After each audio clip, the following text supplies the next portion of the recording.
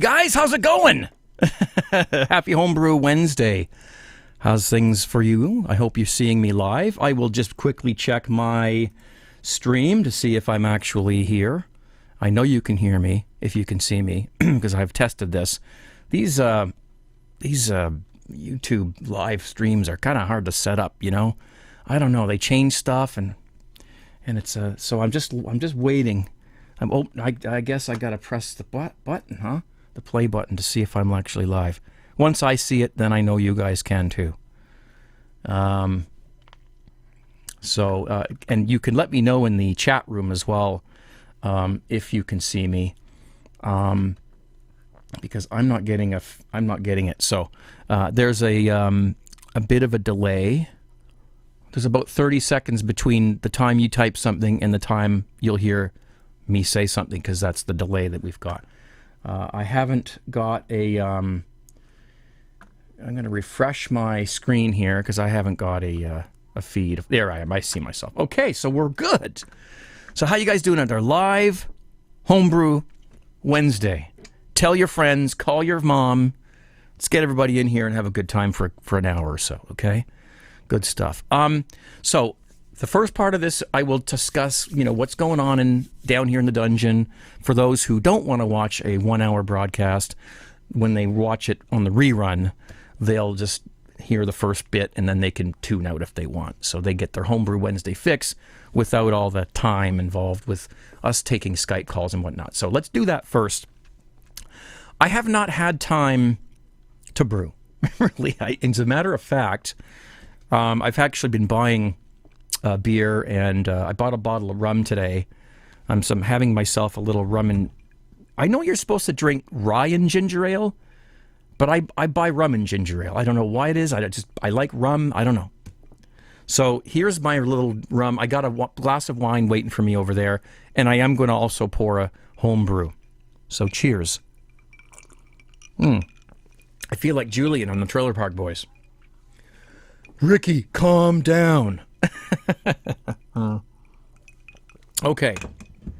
So what I've done, I just been so preoccupied with this whole vehicle. We bought a Toyota 4Runner, and it needed a few things done, and it still needs a thing done. And it's I've been out there. I've been sort of fixing a couple things on it, and that's the way I am.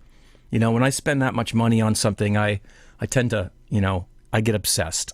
So I haven't had time to brew. So what I did yesterday is I said, to hell with it. And I went out, got myself 2 Cooper's English Blonde beer kits. Actually, that's not true. I bought them about a week ago. And I think you heard me talk about them on Homebrew Wednesday last week when I was walking around outside. And I hadn't had time to brew them. So last night I cleared, I told my family, I said, don't even talk to me for the next hour. I got to do something down in the basement. They're like, Dad. No. So I went and I brewed 2 Cooper's Canadian Blonde beer kits, because that's the summer beer I'm going to drink. I'm sure I'm going to brew an all grain. I'll probably make a smash beer or something like that.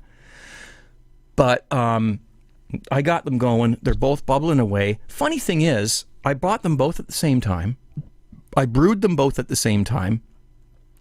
One of them has more Krausen ring than the other does. One of them's got a big Krausen ring, and the other one's just a little thin little thing. It's funny. It must be the yeast. Excuse me. There's different packages, and maybe one yeast was a little livelier than the other. But it's okay. They're both going, and after I do those, I'll be brewing something else. I just got to keep on brewing and brewing and brewing, because really I'm wasting my money buying alcohol, buying beer and stuff like that. So, it's stupid, and, I feel bad, but, life happens, and it probably, if I wasn't on YouTube and doing YouTube stuff and my live broadcast on Friday nights, I'd have more time to brew, But I choose to do this because I enjoy it. It's part of what I do. It's a hobby, just like brewing is. Okay. I'm not nervous at all being on camera. I'm completely comfortable with it. And, it's fun, right? And not only that, but it's a great community we've got out there on YouTube and on other networks as well. So I'm so proud to be part of that. So that's what I've got going. I also have a wine kit. It's the same wine kit I mentioned last week on my Home Brew Wednesday. Still sitting there in the box, waiting to be brewed. See, that's the thing. That's what's happened is I've been busy. So I don't really have a lot of brew-related stuff to talk about. However, I did try something. Now, I think it was probably about a year ago, I talked about making your own sanitizer. Now, I'm not looking at the chat room right now, so you can chat amongst each other, of course, but I'm not going to see it until I turn to the chat room and we start taking questions and Skype calls and whatnot. Making your own sanitizer. Now, Charlie, what's his name from Star San? Charlie, oh shoot. I can't remember his last name. Anyway, one of the makers of Star San, the inventors of Star San, Charlie Talley, I think it is, was talking on a podcast about making your own sanitizer, which is really stupid because if the guy's trying to sell you Star San, right, the last thing he wants to do is tell you how to make your own sanitizer. Well, so basically what he said was, hi Craig, not. All right, whatever. If you mix, you get 5 gallons of water and you put an ounce of bleach in it, okay, and mix that around, and then an ounce of vinegar, mix that around, you'll have a no-rinse sanitizer. Now, it's supposed to be a pH of 8. Okay, so I thought, you know what? I've got a fermenter that I left sitting for a week. I forgot to clean it out. I'm going to let it soak for a while in this homemade sanitizer just to make sure that it kills everything. I don't end up with an infection. So anyway, so I made this sanitizer, but when I tested it, it didn't test at 8 pH. I added more bleach and more vinegar to it, and I added more water to it. I tried to adjust the ratios, and it never ended up at a pH of 8. So I don't know if that works. Maybe some of you guys can, Charlie Talley, yeah. So maybe some of you guys can research that or see, try to make your own homemade sanitizer. It's 5 gallons of tap water. Okay. 1 ounce of bleach and 1 ounce of vinegar. You put the water in first. Don't mix bleach with vinegar just to by themselves because you'll create a really horrible thing that could harm you. So dump the bleach in the water, stir it, and then put the vinegar in. See if you can get. You could trim that recipe down. You could do 2 gallons or 1 gallon and just divide everything by 5. Like 1/5 of an ounce of bleach, 1/5, and see if you could get the pH to 8. I don't know. Who's going to do that? Who's going to bother? Just buy Star San. It works. And I've got SaniClean here too, and someone sent me some SaniClean, and it works good too for cleaning and sanitizing. So, all right. Before we continue, I'm going to turn on the chat room, so you guys can see yourselves. There you are. So anything you type will end up on the video. When other people watch the video, they will see the chat. So, hopefully nobody's tries to be smart ass and type something, rude or anything like that. Whatever. It is what it is. So, and I would like to add a moderator to the chat room. Unfortunately, it doesn't seem to work. So if I go, let me see here. If I go, let's do this guy. I know who this guy is. If I can cut and paste his name here. I know who he is, you see. He's actually even been at my house. I'll try to add him as a moderator. And it says the specified user does not exist. So it doesn't work. So I can't add moderators. And so whatever happens, happens. And if it goes all awry, well, we'll just quit the, whoops. Oh, see? I tried to add him. You see that? So there you go. Let me see if I can fix that for you guys. So it's back to normal again. Yes. Okay. Perfect. Get that scrolled down there. So what we're going to do today is we're going to take Skype calls. And I don't really have anything else to talk about. I'm sorry. That's kind of one of the reasons why I decided to do a live Home Brew Wednesday, because I just don't have anything to talk about. I have a whole bunch of grains in my freezer that I've got in there so I can thaw it about and make the dog cookies again. I still have apple juice I've got to brew up.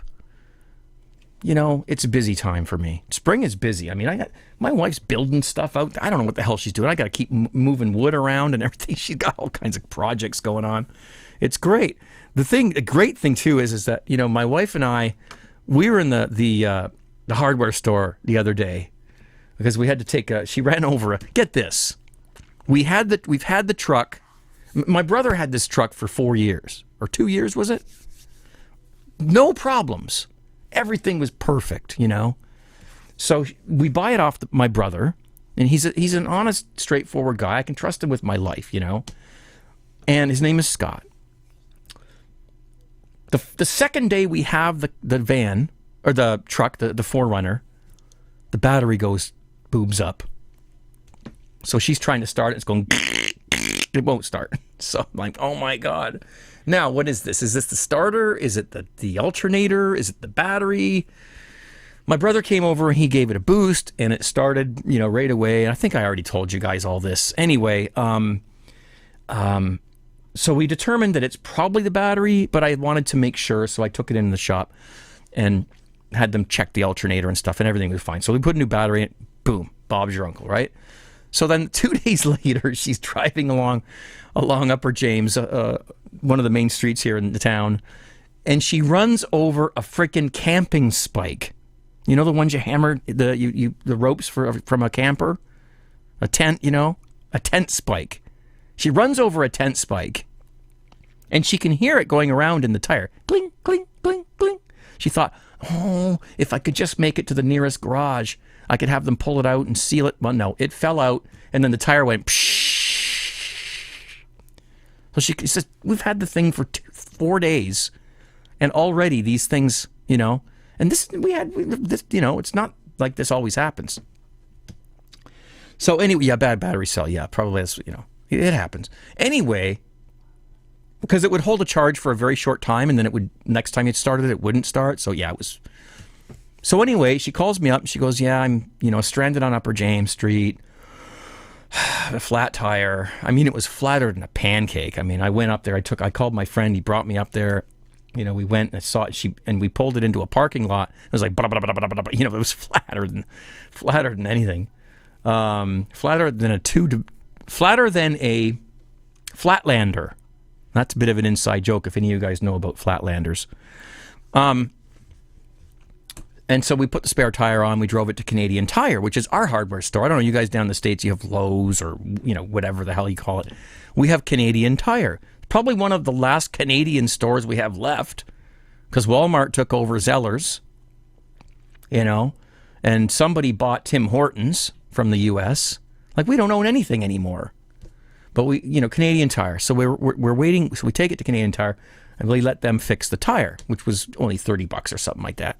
We're walking around in this hardware store. I mean, you can buy everything from, paint, nails, tools, power tools, car equipment, like, flashlights, anything you can possibly think of that's testosterone-y kind of stuff.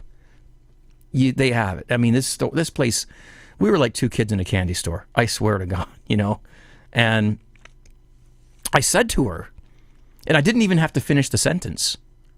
I barely finished the sentence, and she, I said, if someone gave me $10,000, and she said, yep, we could spend it. We could spend it in about 15 minutes, I bet.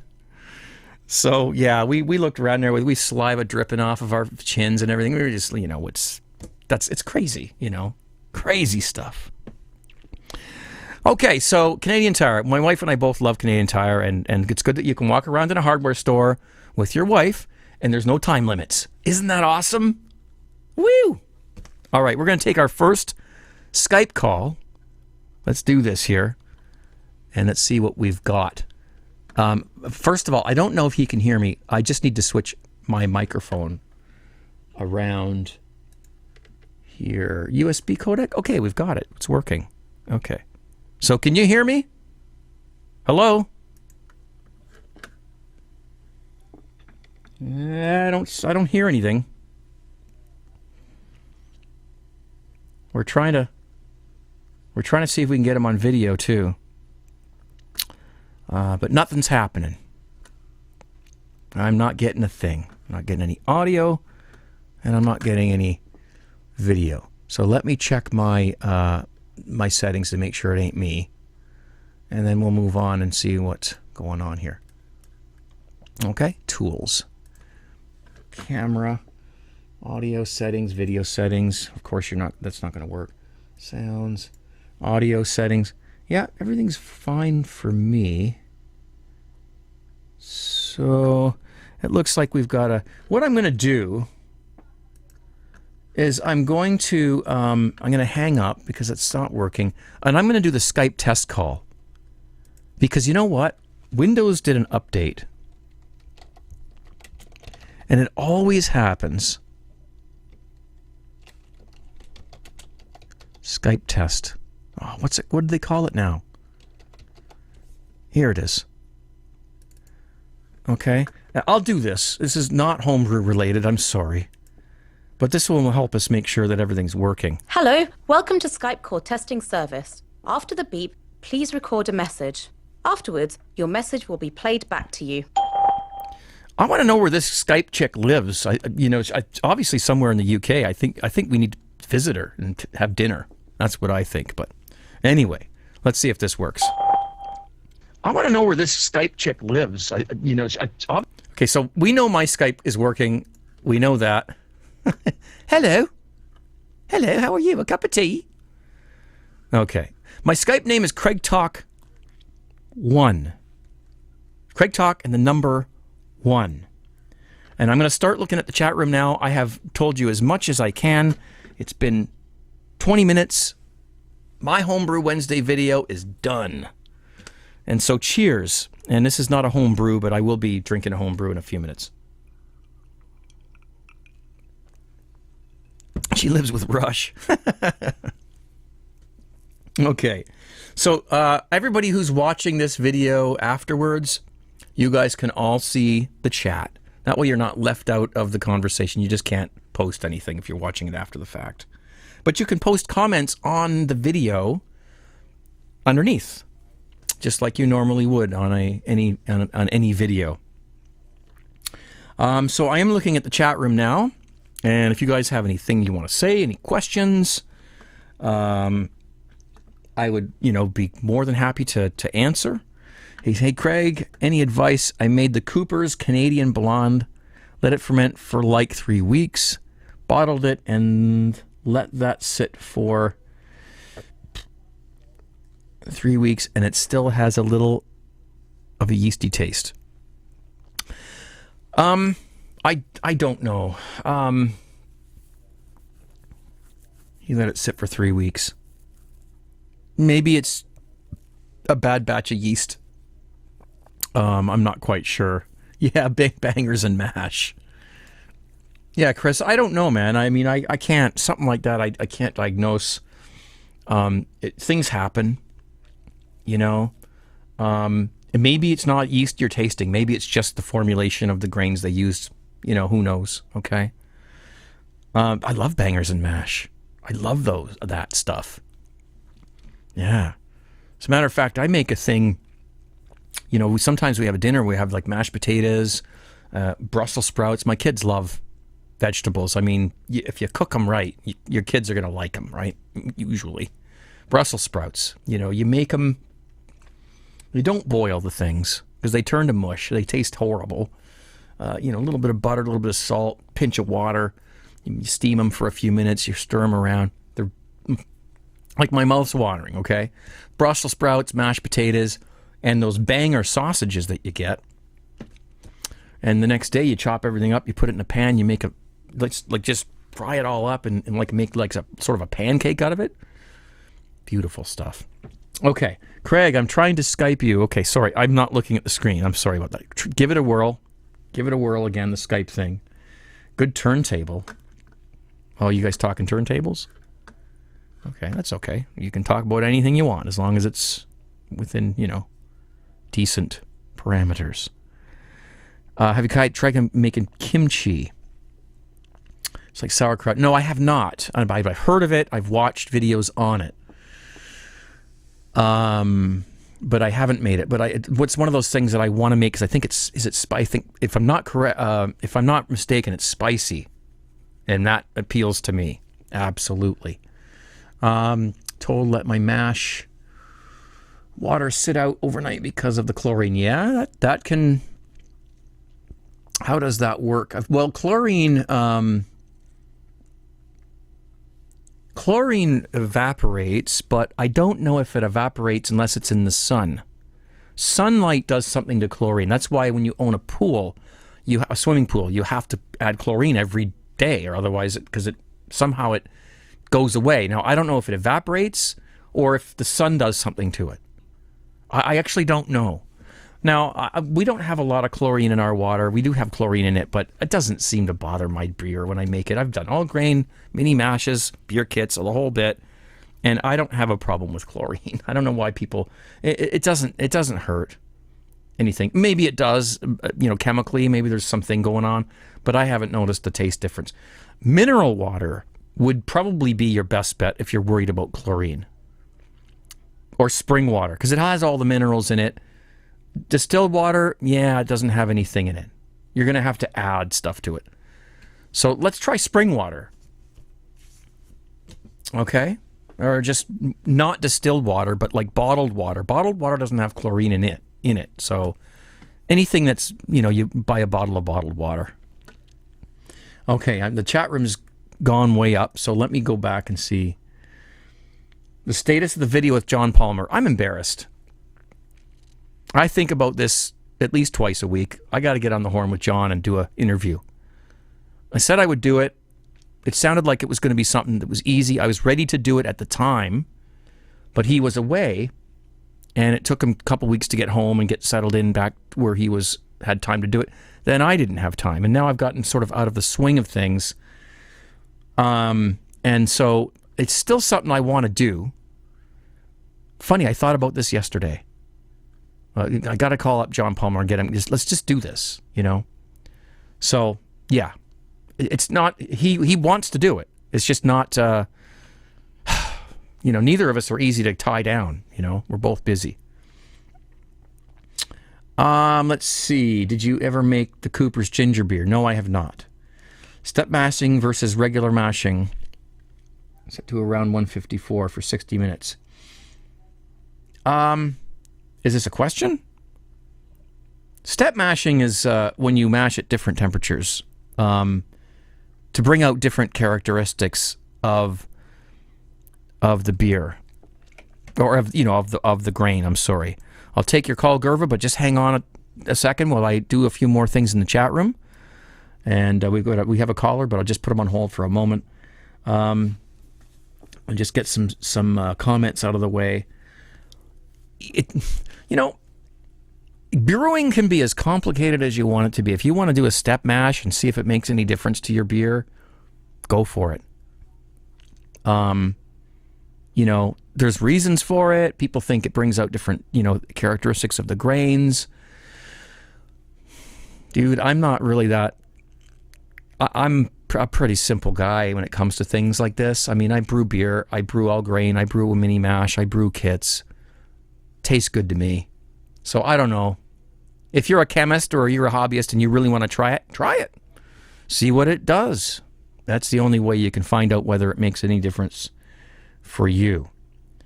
360 pixels now smooth here. Yeah, you can step up or step down the video resolution, by the way, just like normally you can on YouTube. Okay? You're not going to get a 720, you're not going to get like a high-res video like you normally do, because I'm not broadcasting in high-res. Okay? So, better efficiency. Hey, Craig, yeah, that's one thing it could, yeah, because your lower mash temperatures can bring out more of the sugars. Nice to see you. Well, nice to see you too. Not that I can see you, but good. Can you make a shandy with just lemonade and a wit? I would want to make a shandy with something carbonated. A wit is a wheat beer. I think carbonation is the key there. I'm just getting to the bottom of my comments here. Sounds good. Okay. All right. Maybe it's not. I was just thinking of disturb the sediment in the bottom of the... Okay. Neil, hey, Craig, you should do more brewing on your Friday night casts. Kill two birds. Yeah, I should. You're right. You are. You're absolutely right. I should set up a camera and just brew. People somehow enjoy the... It's a V6. Well, it's a 6-cylinder. I think it's a 3-point-something liter. 3.4 liter. Or is it 4.3? I don't remember. But yes, it's a 6. And it's a four-wheeler. What would you recommend? Okay, have you ever had zombie dust? No. What would you recommend for dry hopping, pellet or leaf? Oh, I don't think it matters, dude. Whatever you can get your hands on. Pellet hops, tend to last longer in the freezer or whatever. Will you be making a Craig's Kitchen video when you're camping again? Possibly. John and you are on different levels, but equal levels. He needs to be a guest on your show. Yeah, he's super, super popular. I mean, everyone knows who he is. He's got books out and stuff. But yeah, I think the two of us would do a good thing, a good show if we had him on the line. I think it would be really cool. I'd be honored to talk to John. I really would. That would make my week, my month. Yeah, it would. Favorite go-to Cooper's kit before you created Craig Tube? Oh, Cooper's Draft. That's what it was. He'll send me one. I don't know what one is. Okay. I have zombie dust. Okay. Send me a zombie dust. Right on. Okay. We have a call coming in already. We have several calls coming in. And so, guys, keep calling. Right? I'm going to take my first call right now. This is from Gerva. Gerva, you still there? Yeah, thanks. How you doing, man? Not bad. Yourself? Well, what you see is what you get. Oh, yeah. It's there'll be better than nothing, there's anyway. a delay on YouTube, so don't even look at the video. So what can we do for you? Just thought I'd call in, see how you're going, and have you ever made a lager using dark malt? A lager which? With dark malt. A lager with dark malt. Well, a dark lager. I think I've heard of that. No, I have not. I have not. And I don't even know if that's apropos. Aren't lagers really by nature supposed to be light-colored beers? So what constitutes a lager? I guess the procedure of lagering it, of cooling it and letting it sit at cooler temperatures. No, I haven't. That's the answer. That's what I've got for you. At the moment, what? You got me all mumbo-jumboed up here.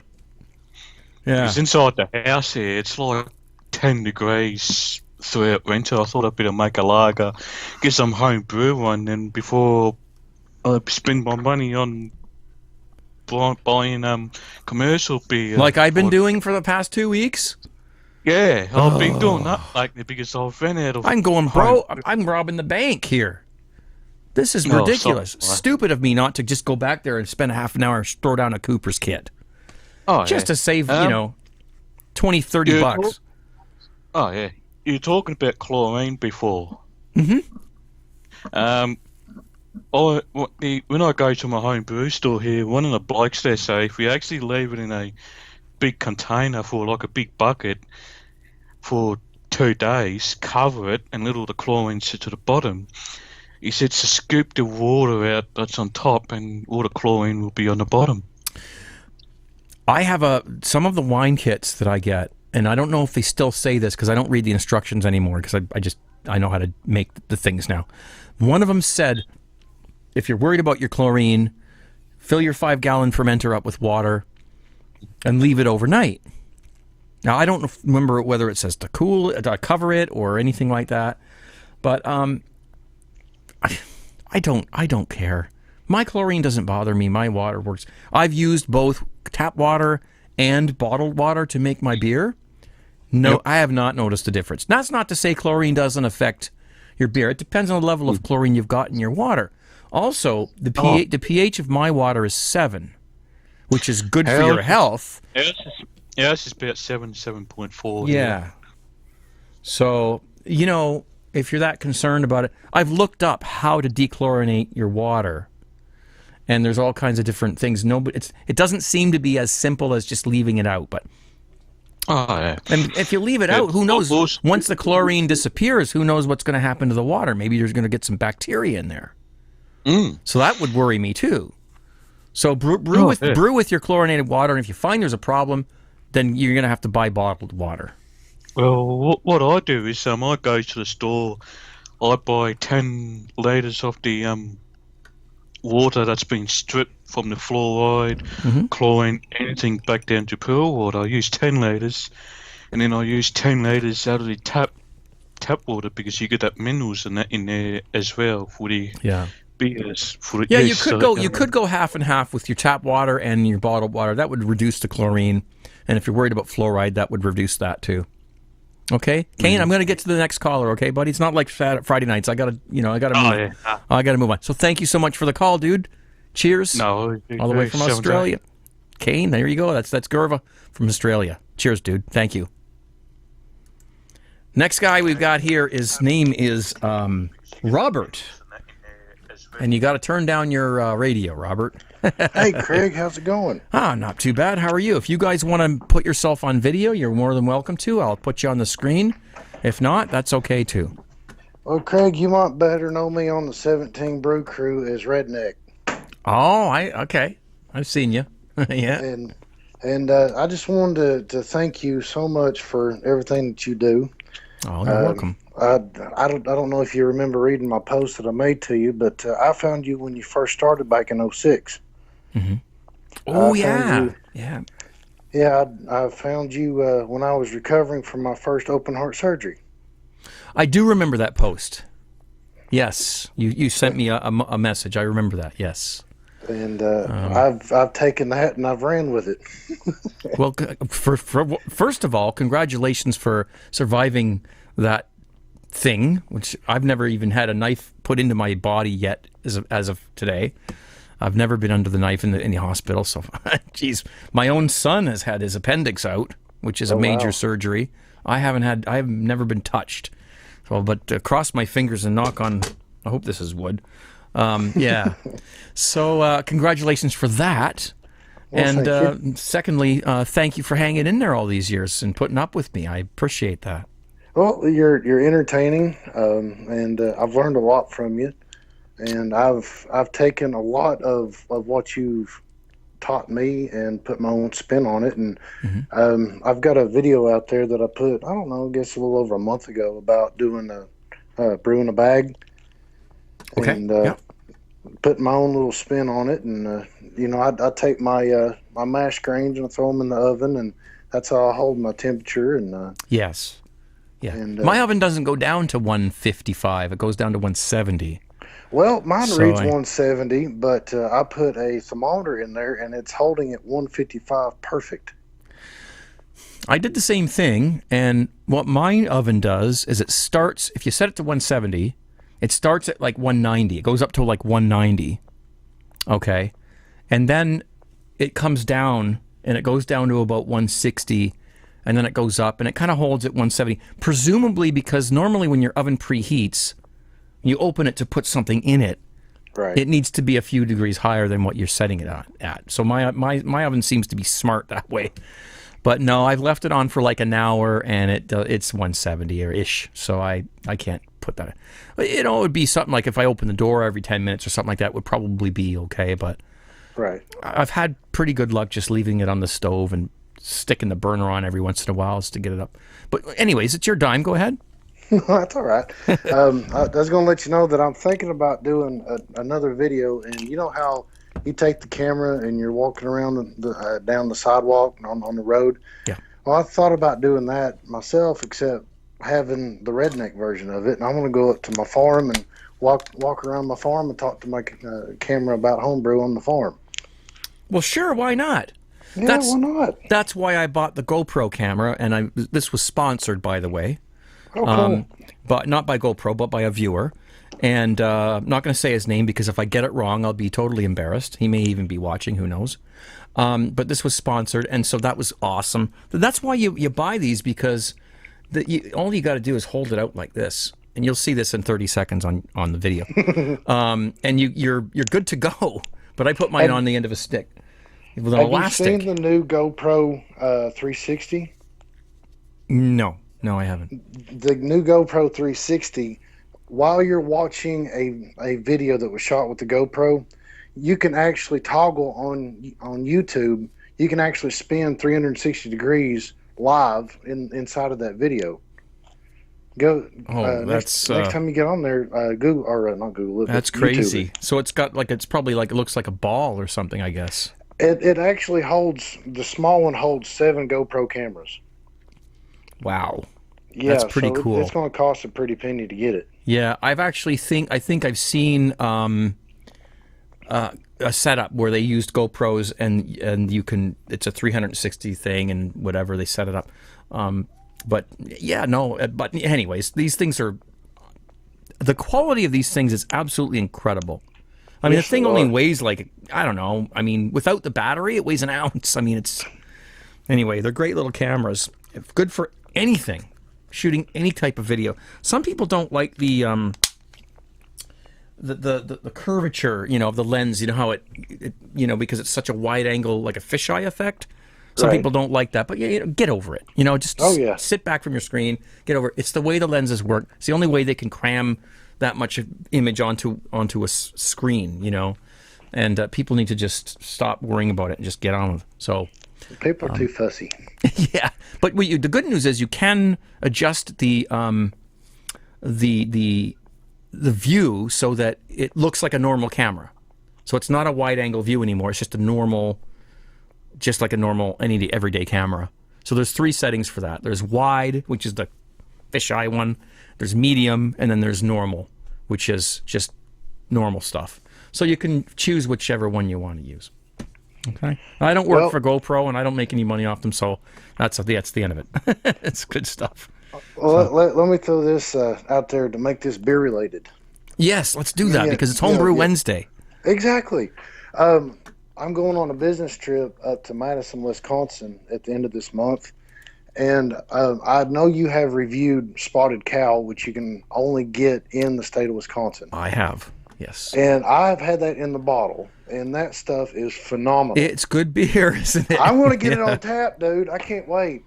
Yeah, it's good beer. Spotted Cow. I remember he sent me 3 different varieties of it from Texas.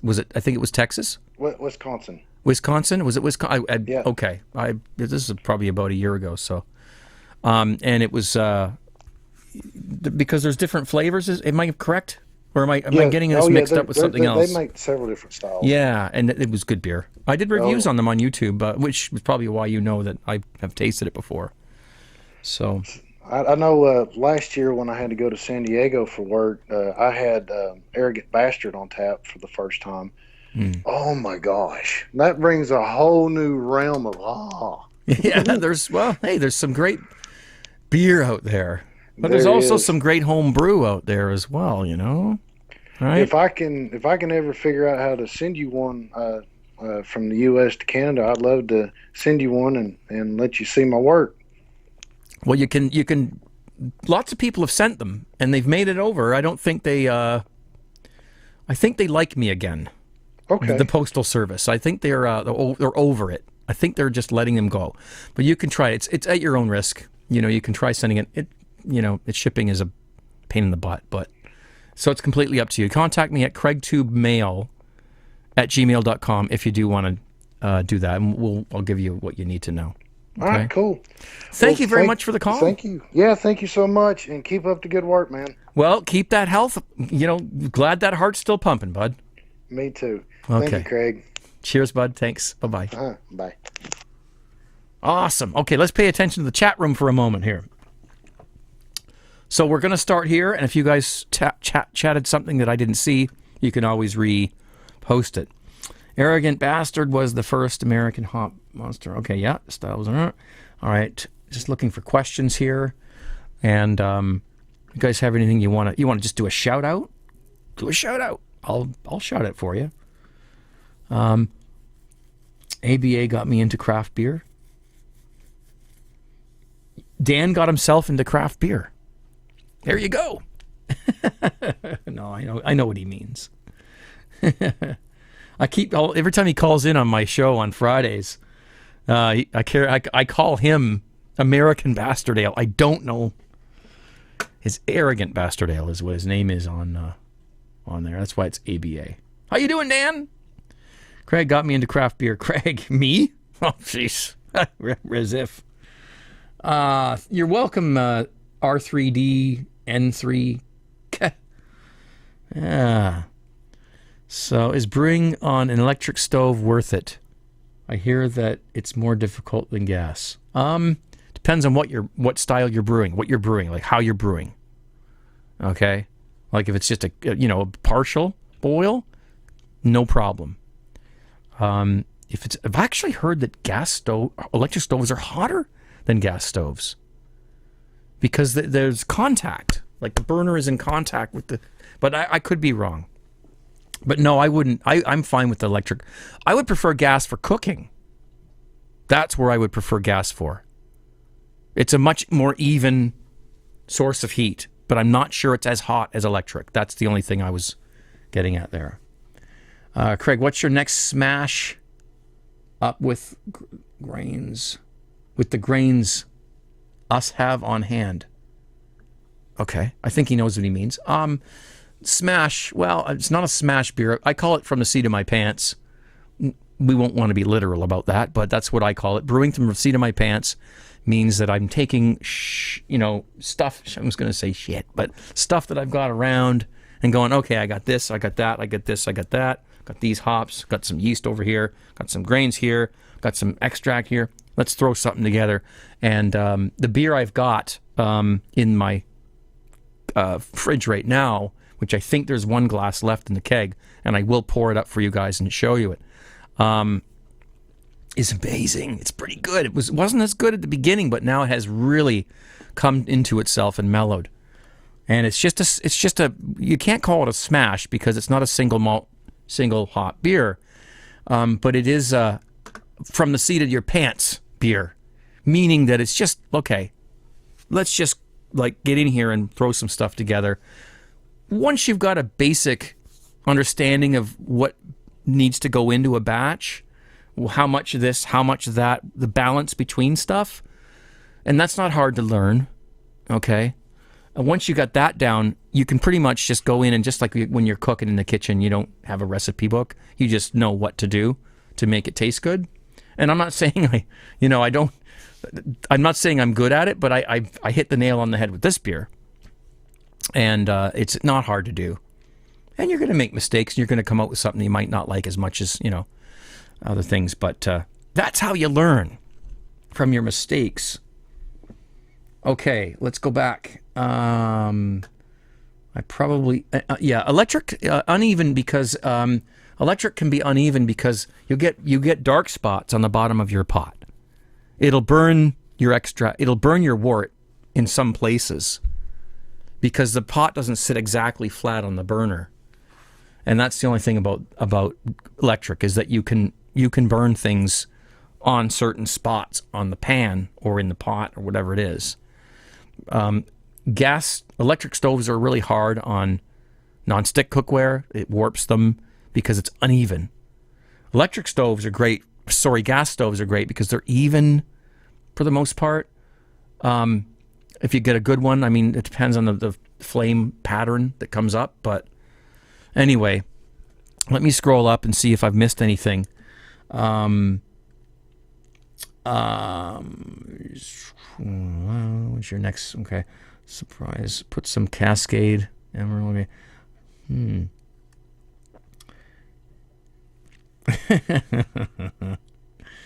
Now, Victor.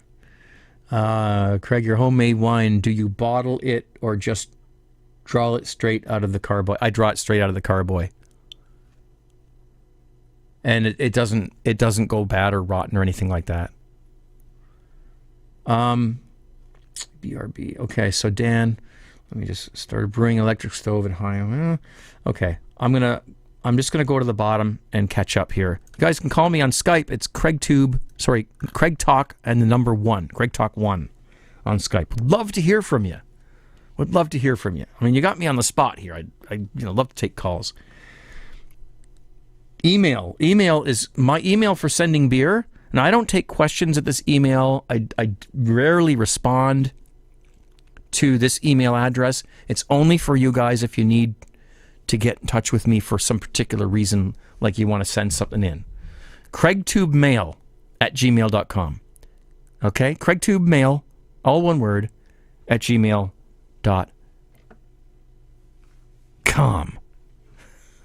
It's new. Okay. This is awesome. Craig, do you plan on doing more live YouTube streams? Yeah, I do.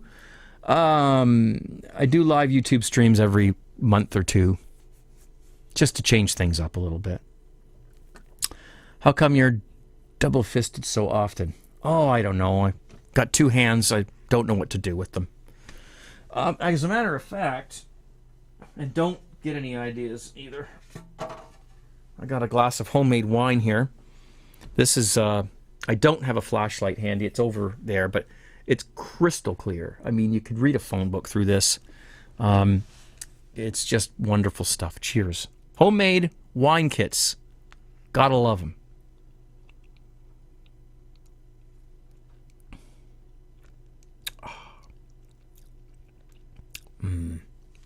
Jeez, I like that. Okay. Let's get this reorganized over here. Okay. I really enjoy the fat. Okay. I'm trying to read these things without leaving blank spaces in the video, because people watching this after the fact would be bored if I just sat here and read the chat room. Really enjoy. So, damn, missed the start. It's okay. You didn't miss much. I mean, you can always watch it again, right? You can always go back and watch it. About an hour after I finish the broadcast, it will become a video on YouTube.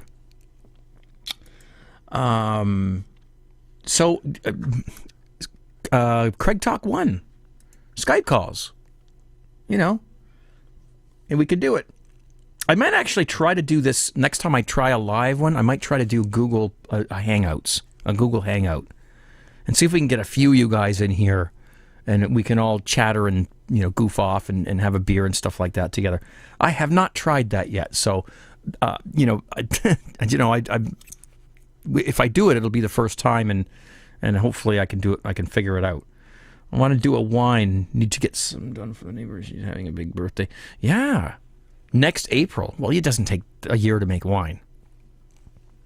I just want to age it, which is good to do. Aging wine is always good. Aging red wine is pretty much recommended. Aging white wine, not so much. Beer. Okay, beer dude. Okay,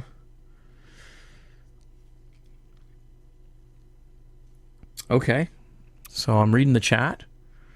Let's see what else I can think to talk about. You can't screw these up. Now, the only thing this is missing is the oak. I didn't put any oak in this one, or did I? I did, but it's fallen. It's when the wine clears, stuff falls out, and I don't taste as much oak as I did a couple weeks ago. If you're a real wine connoisseur, you're going to want to age your red wine. I've tasted it. I don't notice a lot of difference really between aged and non. But obviously, people do it for a reason, so I'm not going to,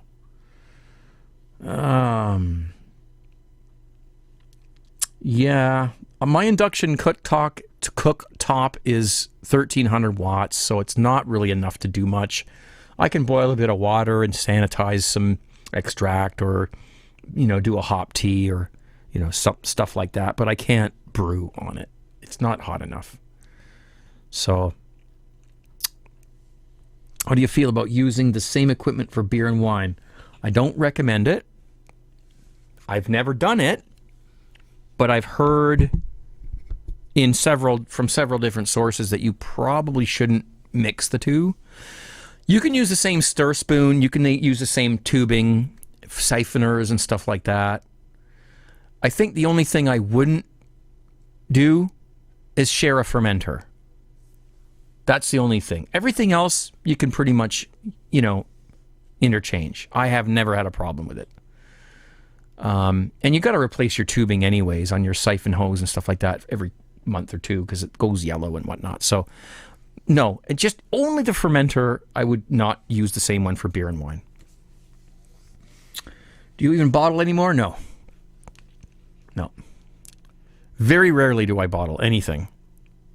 How many kegs do you have in your rotation? 1. Well, sometimes 2. A lot of times what I'm doing is I've got a batch of beer on, and it's finished, but it's just sitting there. And then when the keg goes, that dreaded sound, I'll just dump it out and then just put the new beer on top of it. I won't even sanitize it again, unless I'm putting a completely different beer in it. And of course, every 2 or 3 times, I will completely clean it and sanitize it, because you should do that. But pretty much doing, 1 keg, really, usually. Yeah, I'm always hanging by a thread as far as my pipeline goes, always. Do I use a filter? No, I do not. And if you really want me to, here, I do not use a filter. I never have. And I never will. I have a flashlight here on my phone, okay? Let me see if this is going to work. Yes, it will. And it's a plastic glass.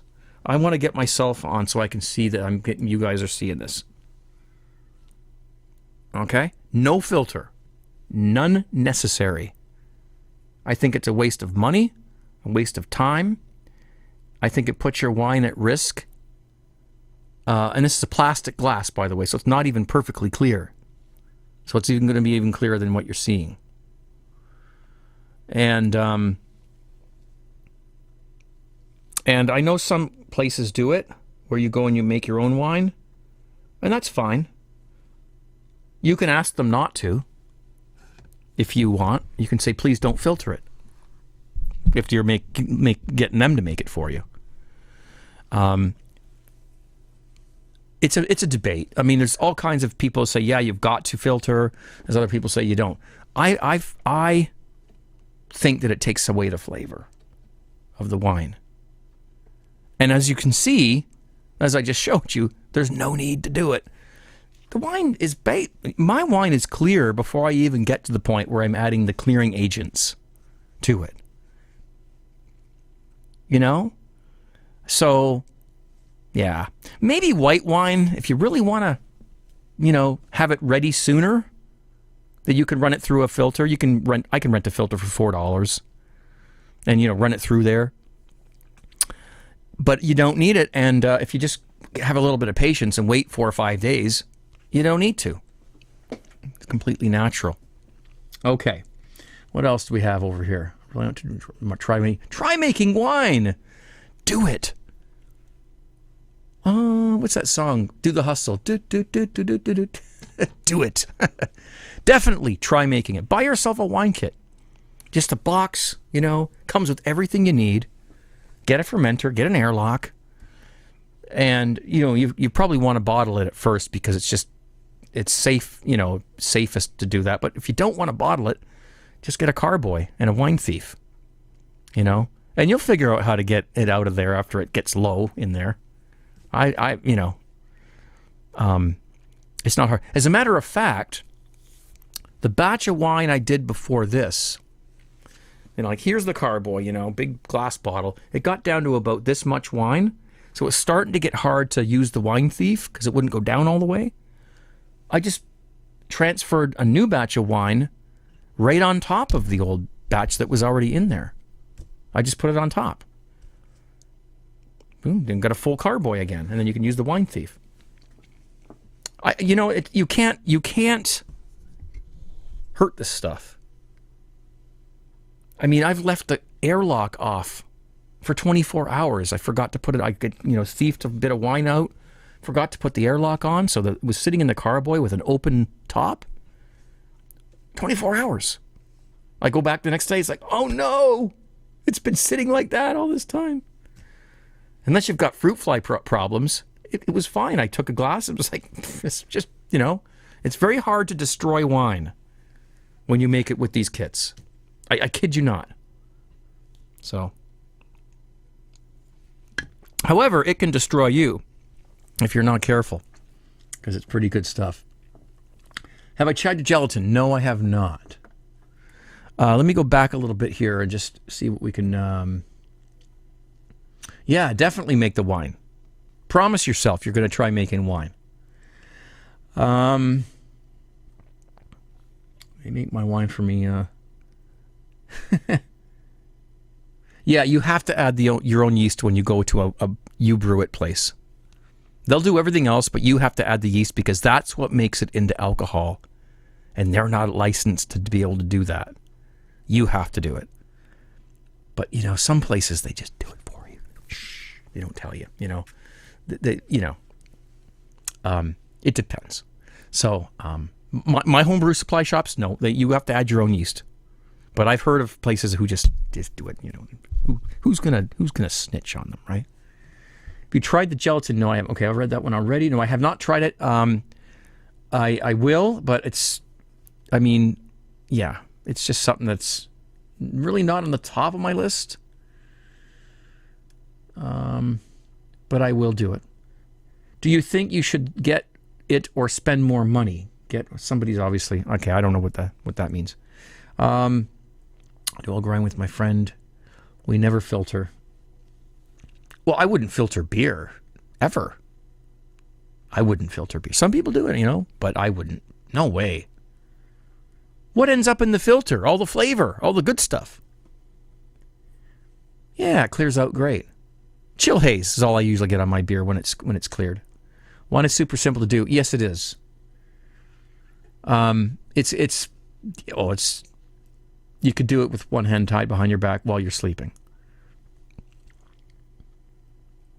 Okay, I'm down to the bottom.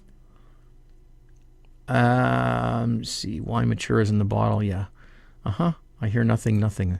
Well, have you tried the James Ready Imperial IPA? No, I have not. Really? I will look for that. I will look for that on the website, on the beer store website. I didn't even know they had one.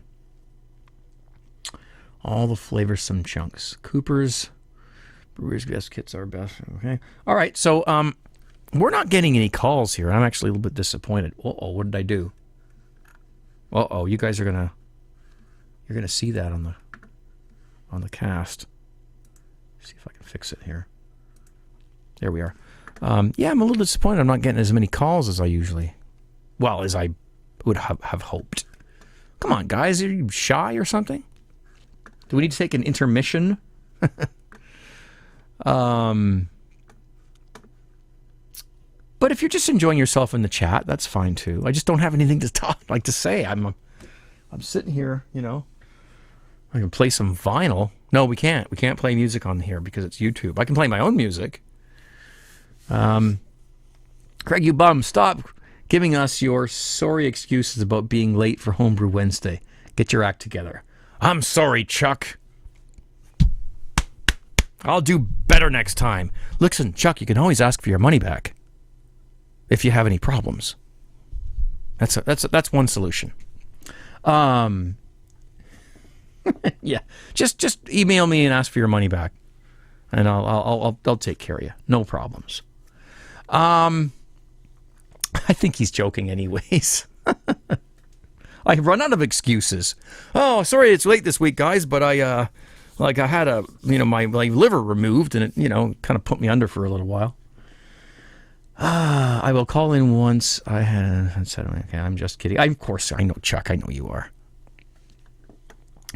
Because I come up with a different excuse every time.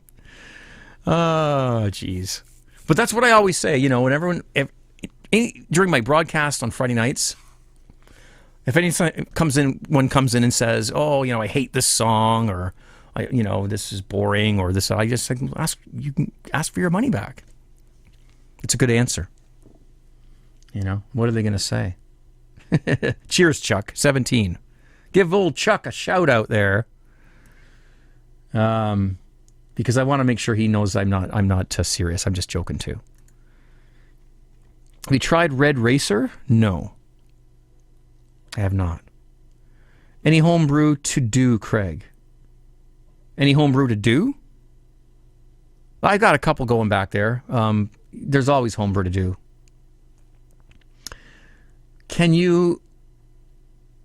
Craig, can you make gluten-free beer? I'm just reading it the way it's on the screen. Yes, you can make gluten-free beer, but I don't know how. If you look up CraigTube on YouTube, look up CraigTube gluten-free beer. I think I did a beer review on one somebody sent me, and I think there might be a recipe attached to that. Okay? So you can look that up if you want. Because you can make gluten-free beer. Absolutely. Geez, I'm missing things. Oh. Have you ever thought about... Hang on, I gotta scroll. There's a blue thing that comes up on the bottom of the screen. Have you ever thought about running a home brewing contest for Canadian home brewers, like a Smash Off or something? No, I have not. I don't have the organizational skills to do something like that. I'm not SJ poor.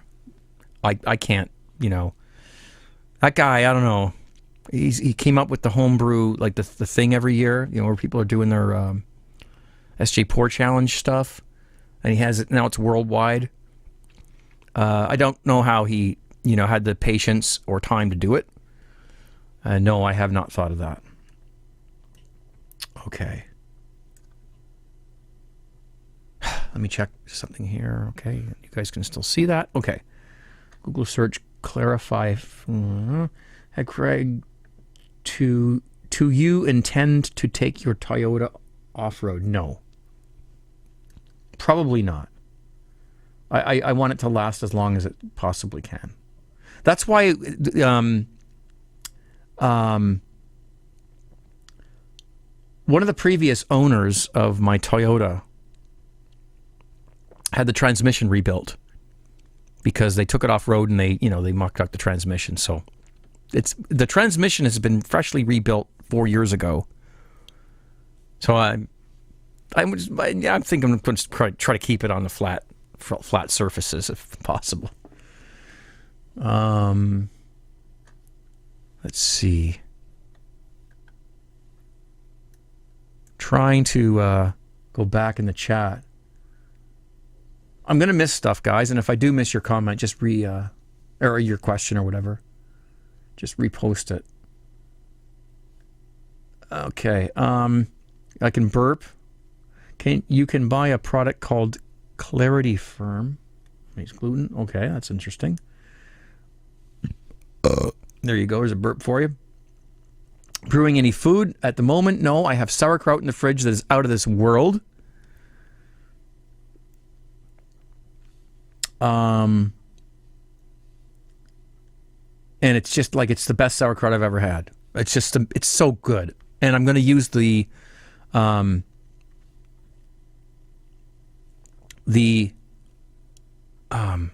it called? Hang on, I'm trying to read and talk at the same time. the brine that's left over when the sauerkraut is all gone, there's usually a little bit of brine left.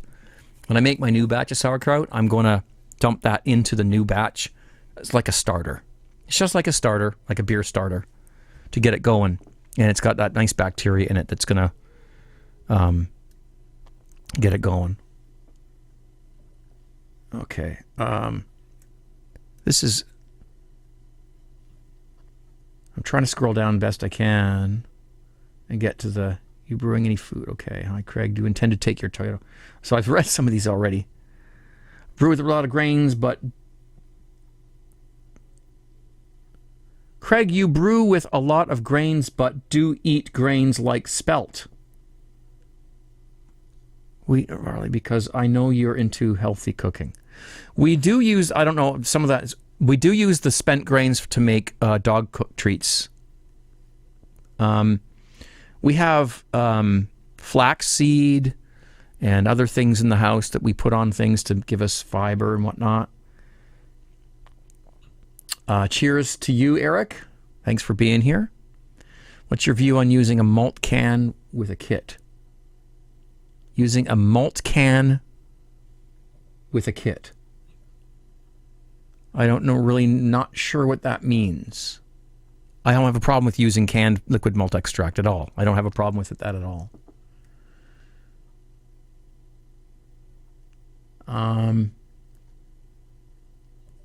Okay, I'm never take the our water. Okay, I'm just trying to read stuff here.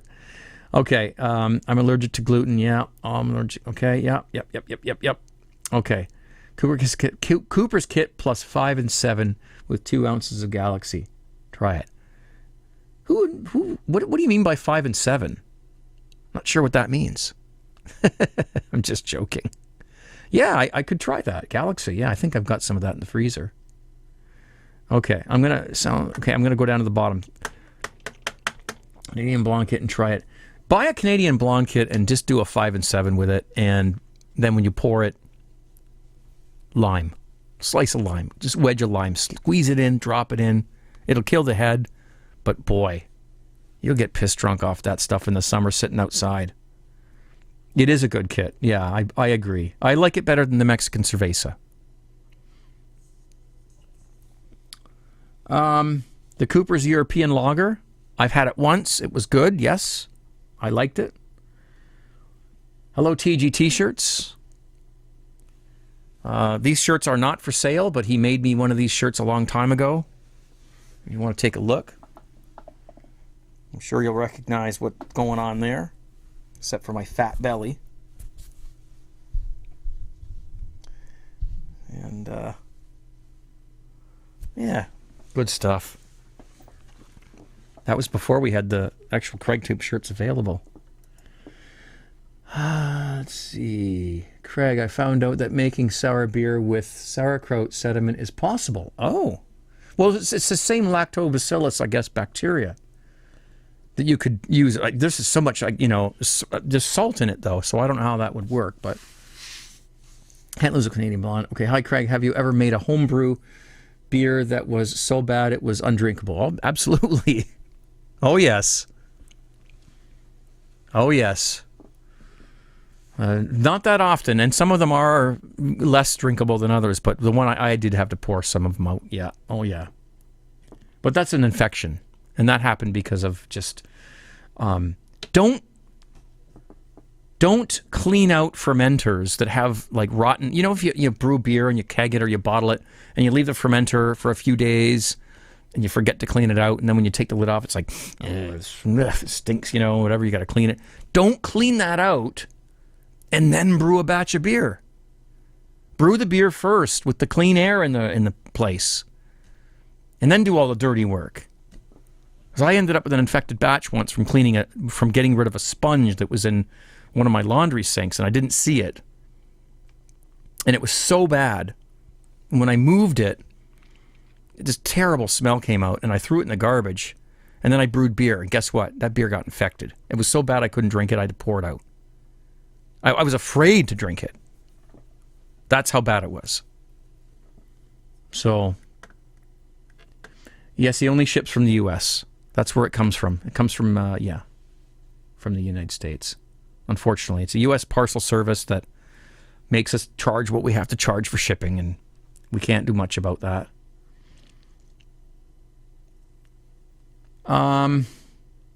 Red Bull with whiskey. No, I have not. Lots of homebrew. DOS, that Craig does that. I don't know. I always wonder how extract beers taste like because I started with all grain. That's one thing I wanted to sort of talk about too in my Home Brew Wednesday video, which I forgot. I should have done this the first 20 minutes. I've tasted the extract twang. People talk about the extract twang. Okay? And I've tasted it. I know what it tastes like. I don't get that with the extracts that I get around here. Whether I buy a Cooper's kit from Complete Home Brewing, whether I buy liquid malt extract from Brew Time, or liquid malt extract from Ontario Beer Kegs, it's always the best. I love the freshness of it. I never have a problem with my extracts, but I have tasted beers that have that extract twang, and it's because it's not stored properly, or it's old, it's out of date, stale, it's been exposed to air. All kinds of things can happen. The Neil Peart drum kit, yes, I still do. I plan on sending it up again, but not the whole thing. Let's see if I can go back here. Okay, so yeah, I still have the Neil Peart kit. The guy doesn't want it back. I can't, get rid of it or anything, but he has no room for it. So I kind of stuck with it. Oh, by the way, I was watching some stuff on YouTube. Oh, shoot. See, I did it again. Sorry, guys. Let me put that back for you. Here we go. On YouTube, I was watching somebody filmed. Rush is currently touring right now, and it's probably their last major tour. And obviously, they haven't released any footage or anything like that, or DVDs yet. But I watched an excellent bootlegged video of Rush's recent tour, like that they're on right now. It was really good, filmed really well, and the sound quality was great. It was almost worthy. In fact, I should probably download it because it was a great video. Anyway, Neil Peart, halfway through the concert, they take like an intermission, and when they come back, Neil Peart's got his old drum kit back, the old one with all the the old style that he used to have, because they did all their old tunes. So he brought back the old drum kit. I was rolling on the carpet down here. It was amazing. Beautiful stuff. Yes. Yes, malt extract is much better quality now than it was before. That's a known fact. John Palmer says that, and it is, and I've noticed it myself.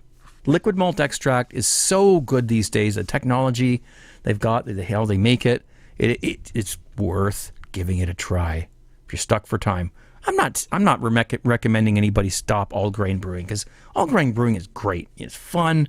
The smells that come from it, the knowing that you did it from the grains and whatnot. But listen, if you're an all grain brewer, I want you to try brewing with extract. You need to try it at least. Okay, it is fun. All grain is awesome. But if I had to brew all grain every time I brewed beer, I wouldn't brew. I can't. I don't have time. But I brew a lot of beer, so it's not like, I'm not accusing you guys of having too much time on your hands or anything like that. It's just that I don't have enough time to do it. Okay, about all grain is you save a lot of money. Yes, it is. That's true. It's cheap. Just reading what Geardos said, and that's absolutely true. Yes, it saves you money, but at the expense of some time. So it depends on how lazy you are. If you're lazy like me, then you can spend a few extra bucks and get some extract going on. As I've said before, I do all the methods. I brew all grain. I brew extract. I brew mini mash. Mini mash is great because you get the fresh taste of the grains in there.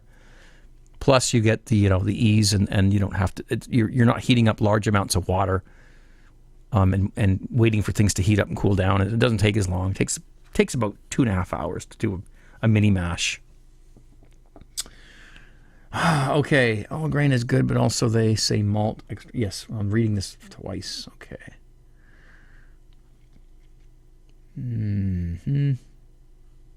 Okay, I'm gonna scroll down. Okay, we got it. Favorite band. Your favorite band, Metallica, is playing the X Games in Australia tomorrow. My favorite band, Metallica. Yeah.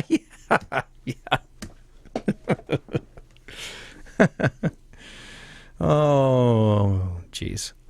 I don't listen. I don't prefer Metallica as a musical thing I would listen to. It's not saying they're not good. I don't like them. That's all. It's stupid to say a band sucks, because how do you know? Are you a musical? Are you a professor of music that can make that kind of a decision? No, you're not. I'm not. Nobody who is. So saying a band sucks is really dumb, I think. But saying you don't like a band is perfectly respectable. So when someone comes on my broadcast on Friday nights and I'm playing Rush, and they say Rush sucks, I just ban them. It's the stupidest thing in the world to say. What do you mean? What gives you the wherewithal to decide whether a band sucks or not?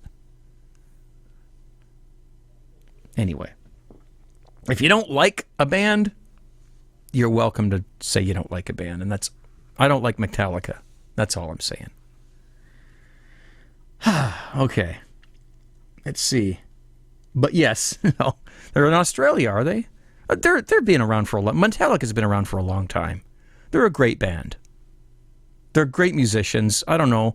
I mean, I think it was the drummer that was responsible for killing one of our online music pirating services. But anyway, back in the 90s, the late 90s, early 2000s.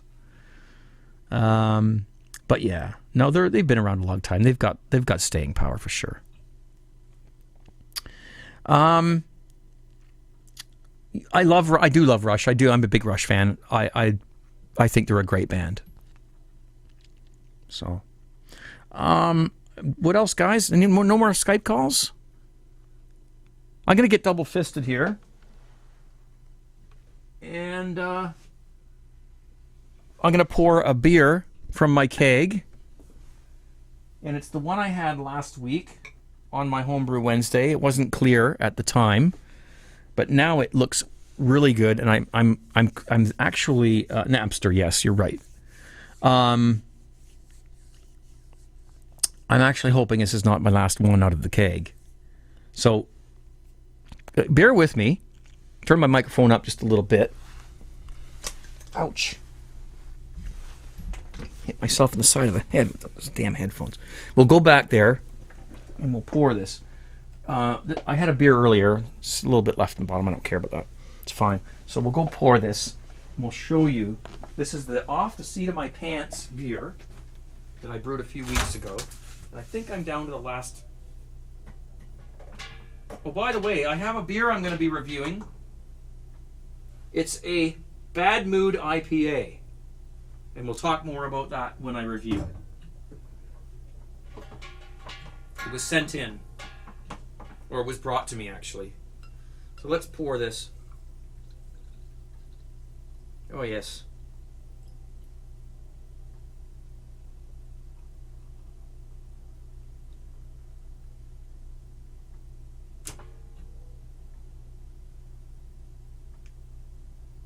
Oh, no.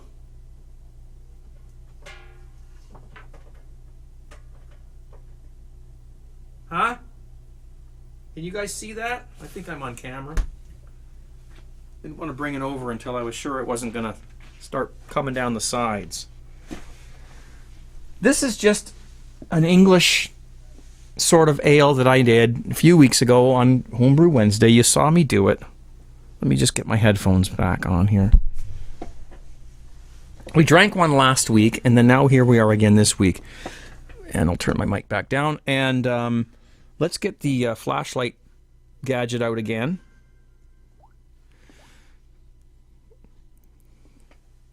Hey, it's frosting, so hang on a sec. And then we'll show you how this looks. It's all it is chill hazed. I mean, it's really, really bright through there. It's hazing, it's frosting up as we speak. But yeah, I mean, I can't do any better than that. Unfortunately, it's just the way it is. It's too bright. But it's clear.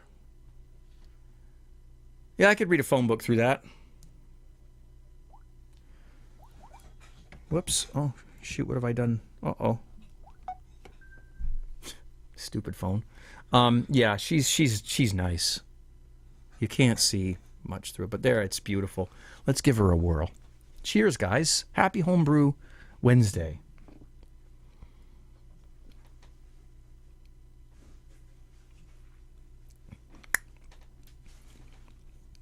Ooh. Oh. Jeez, that's a good beer. You know, I mean, all I did was throw stuff together, and I'm not a professional home brewer or a professional brewer. This is what I try to keep telling you guys. It's not hard to make good beer. You don't have to jump through hoops. You do not have to jump through hoops to make good beer. You know, you will learn from experience. You will learn from your mistakes. You will make bad beer. And you'll go, okay, don't do that again. And I've been brewing a long time. Brewed a lot of Cooper's kits. Brewed a lot of bad beer back in the day when I didn't have any internet. I didn't know about temperatures, didn't know about sanitation. So 17, yeah. All you guys were saying 17. Absolutely. Cheers. And, you know, now sanitation, proper temperature control, or at least the best I can get, some decent fresh ingredients, some awesome hops that people have sent in, and some good quality dry yeast that people have sent in. This beer is about 50% stuff people sent to me. No, actually, I'm lying. This beer is 100% sort of donated to me. Somebody sent me the hops. I've got tons of hops in the fridge, in the freezer. Somebody sent me a bunch of yeast. I used that. Somebody sent me their Maris Otter grains. I used that. Somebody sent me the Crystal 80 malt that I put into this. So I used that. And somebody sent me $25 on PayPal, which I used to buy the liquid malt extract that also went into this beer. So it's totally from you guys. And I thank you for that. That's awesome.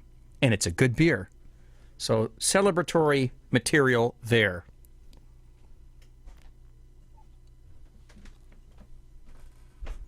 And I do appreciate that. It's cold. Oh, it's good beer. All right. Well, listen, guys, why don't we, I mean, what time is it? Yeah, it's been about an hour and a half. We're not really getting any Skype calls, and I'm going to watch the chat room for a little bit and see if there's anything else you guys want to, ask me. In the meantime, 17brewcrew.com, okay, is a great forum that you can go to where we have our awesome community in there. All right. And, it's free and everything, and we don't make money off the thing. None of us do.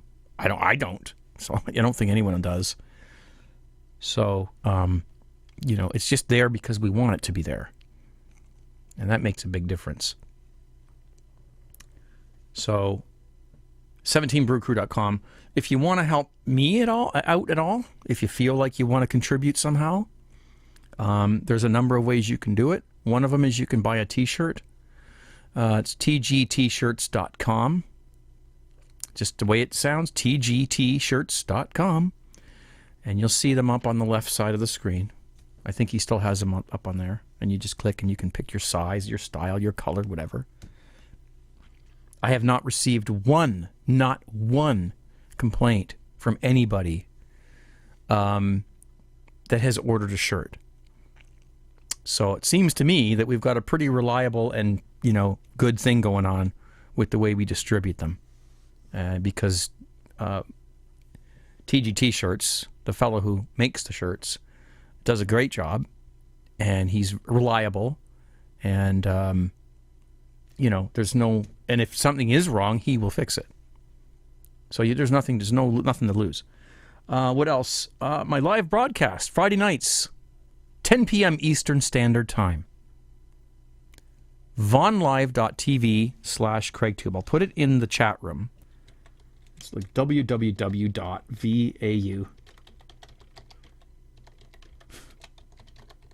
I took typing in high school, and I've been typing ever since, and I suck at it. I don't know what it is. I can type without looking at the thing, the keyboard. Oops, can't contain links. Oh my gosh. Okay, so it's Von Live. I'll spell it for you. So it's vonlive.tv/CraigTube. Okay, so write that down and whatnot. We play vinyl. We play tunes. We take requests. We have chats. We have calls. We have a great time. And stuff like that. But yeah, I'm seeing 90 people are still here, so I don't know what to do. What do you want to watch me? I don't know. I can get my John Palmer book out and read it. Old Vaughn ended up working last weekend. No, last weekend I didn't broadcast, and boy, I chose not to broadcast. I chose the week off, and I went on to try to see what was going on. And Vaughn was down. I mean, it was a crash. It wasn't even, you couldn't even get into it. So it's a good thing I didn't decide to broadcast, because if I had all my stuff, cameras and everything all set up to do it, and it was behaving like that, I would have been pissed off. And I probably wouldn't have broadcasted anyway. I would have said, F it, and said, to hell with it. Taking a week off. Yeah, something went really wrong with Vaughn last week. Craig Fairway Tunes. Yeah. Guys, I think I'm gonna end the chat, the talk portion of this broadcast. We're not getting any a good bedtime story. Well, once upon a time, there was a fermenter. Yeah. No, I think what I'm going to do is I'm going to say thank you guys very much for watching. If you're watching live, awesome. If you're watching this after the fact, awesome. One thing I do want to say, if I may just discreetly say this, when you're watching your favorite YouTubers on YouTube, your favorite, broadcasters, please don't use the software that blocks the ads. Okay? Because that's, hurts us. It hurts the people who make videos, who spend the time making videos, putting them up, posting comments, replying to comments.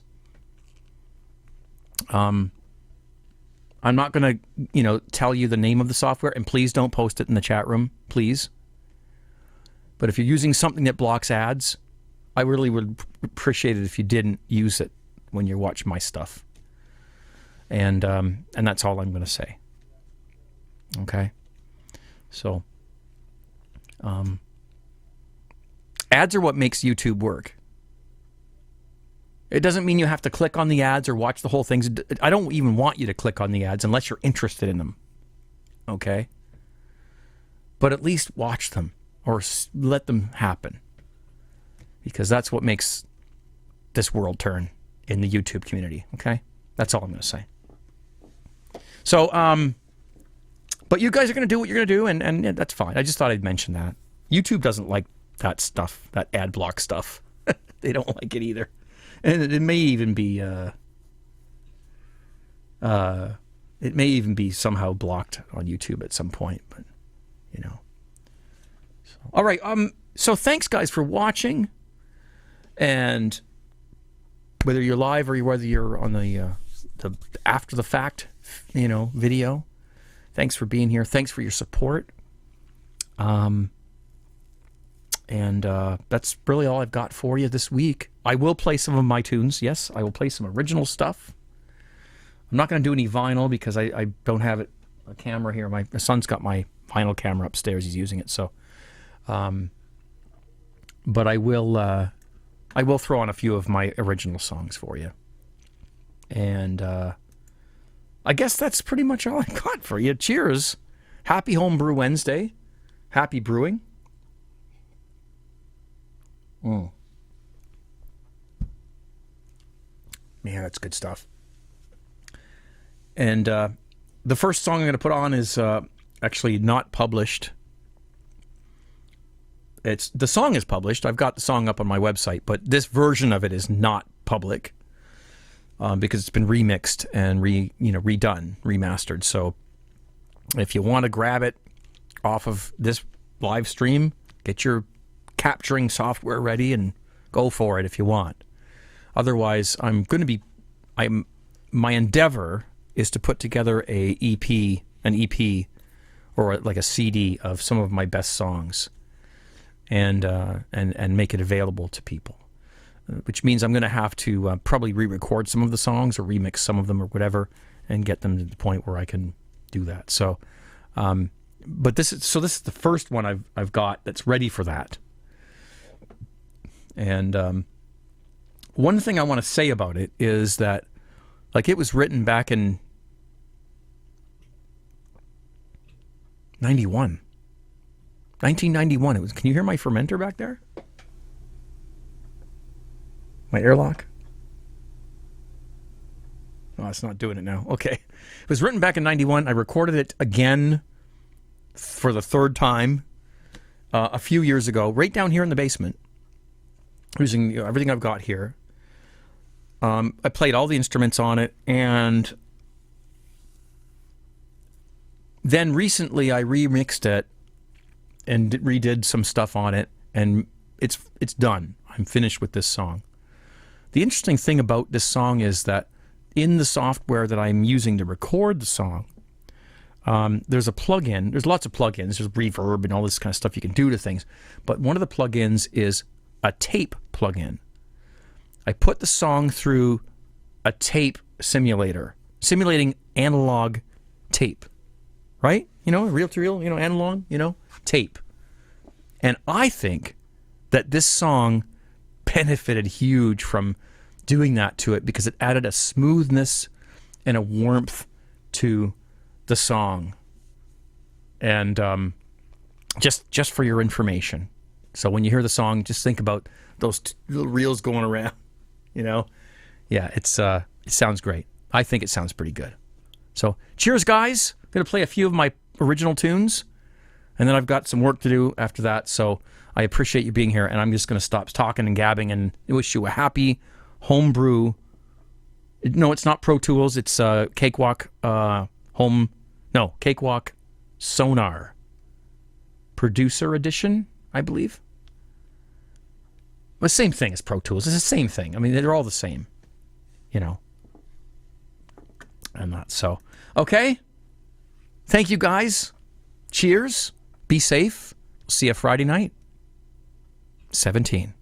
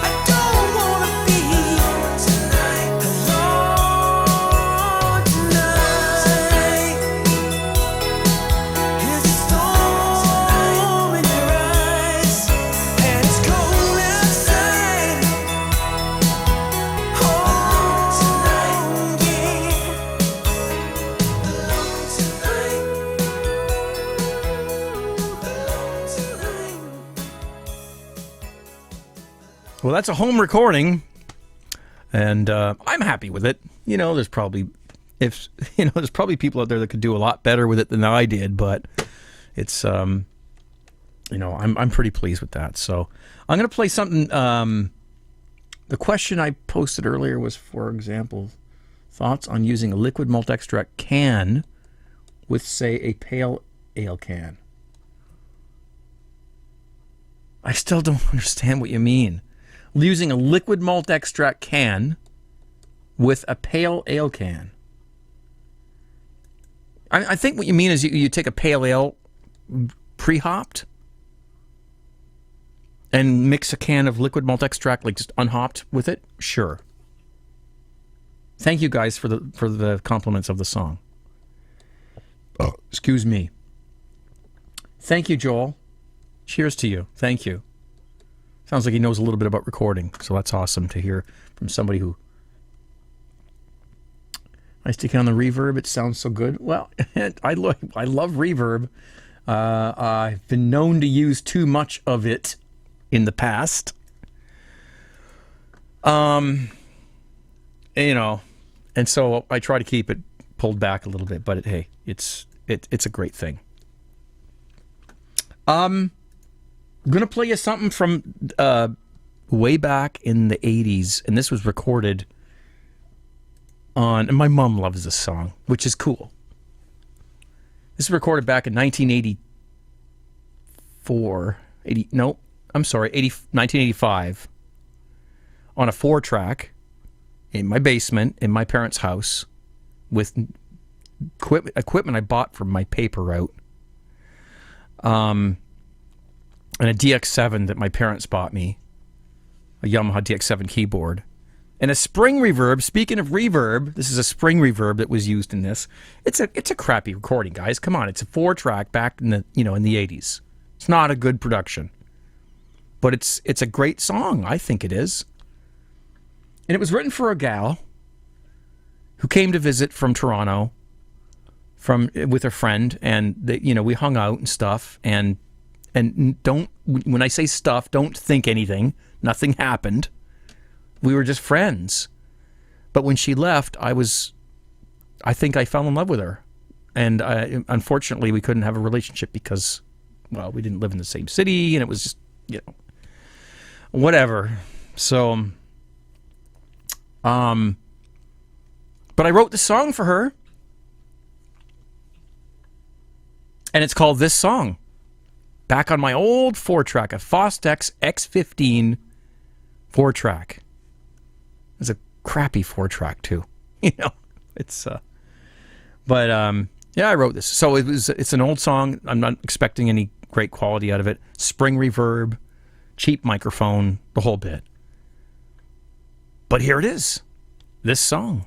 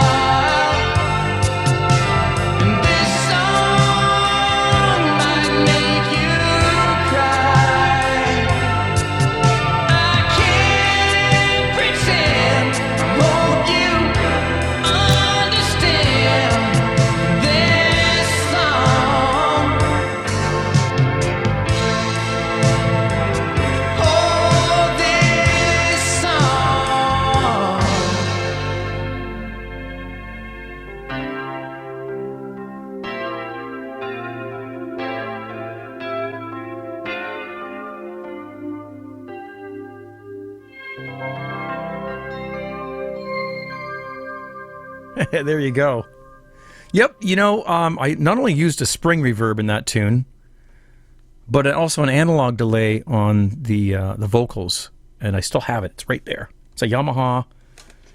Let me look at the model so you guys can, if you're a geek and you want to look that up, I have it. E1005 analog delay.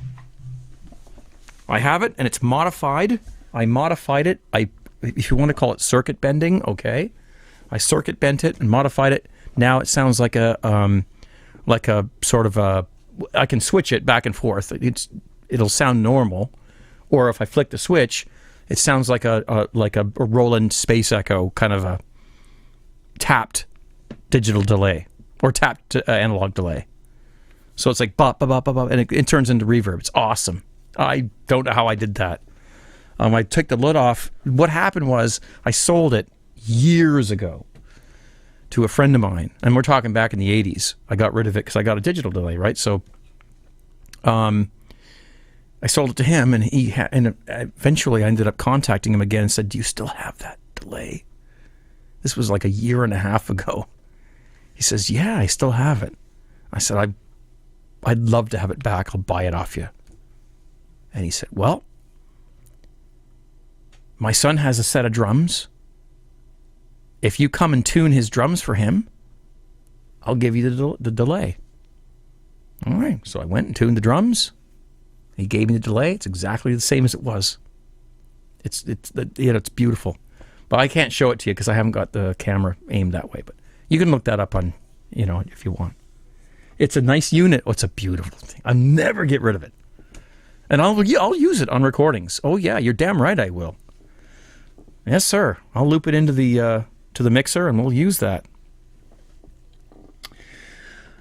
All right. What else can I bore you guys with? Let me see.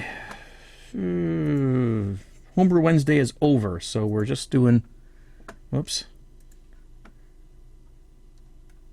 People are going to look at the time on this video and go, "I'm not watching that. It's 3 hours long." Doesn't matter.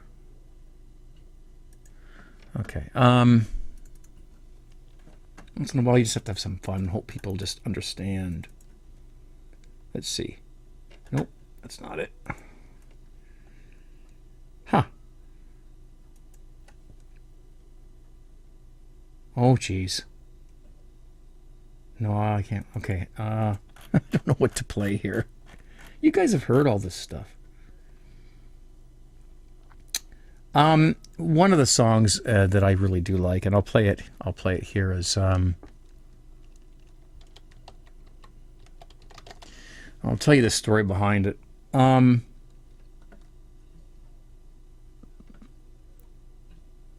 Here it is here. This song was written, you won't believe this. It was recorded in an 8-track recording studio, which I worked in.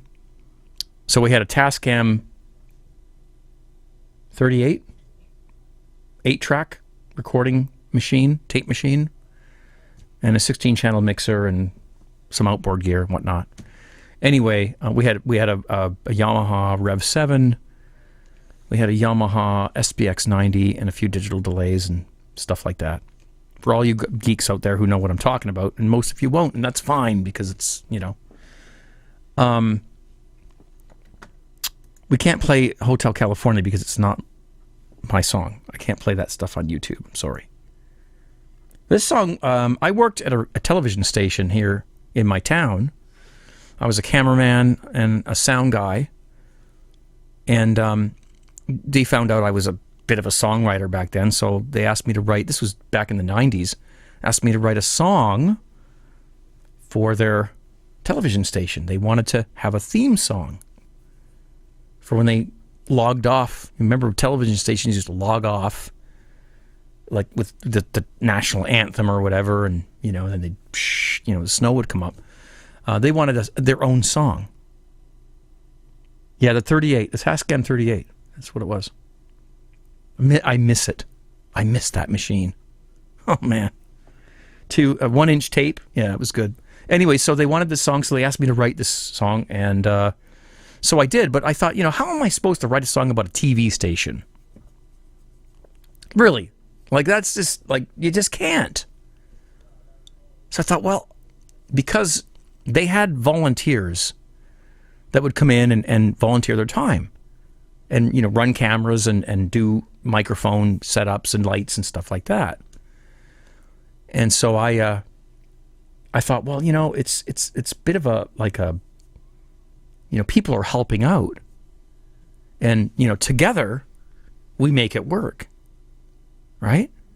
So I wrote this song called Together You and I.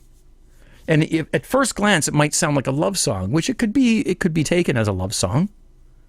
It could be used as a first dance at a wedding. But it was written about a television station where volunteers came together and made it work. And so that's the story behind this song. It was written on a Korg M1 keyboard and recorded in an 8-track recording studio. And let's check it out. Cheers.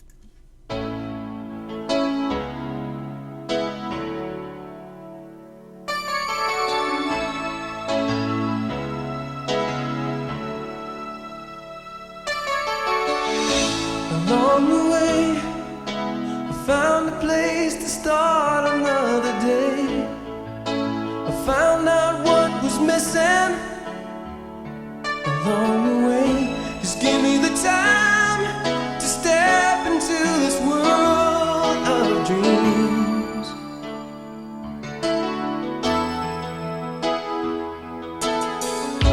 A chance to grow is all I really need, and I'll show you how it's done. And if I fall, you know it's hard to get it all the first time.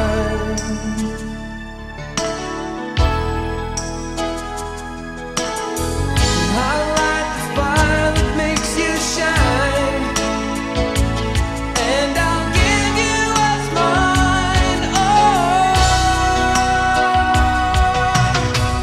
together we can light the light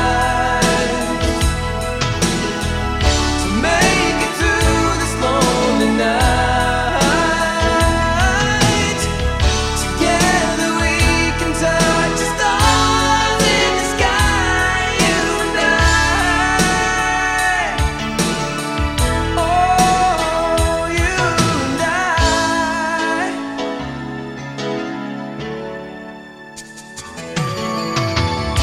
Along the way, I found a friend to make me wanna stay, make me wanna carry on. And side by side, we'll let this feeling guide us through tomorrow. Oh, you light the fire that makes me shine. I want to give you what's mine. Oh,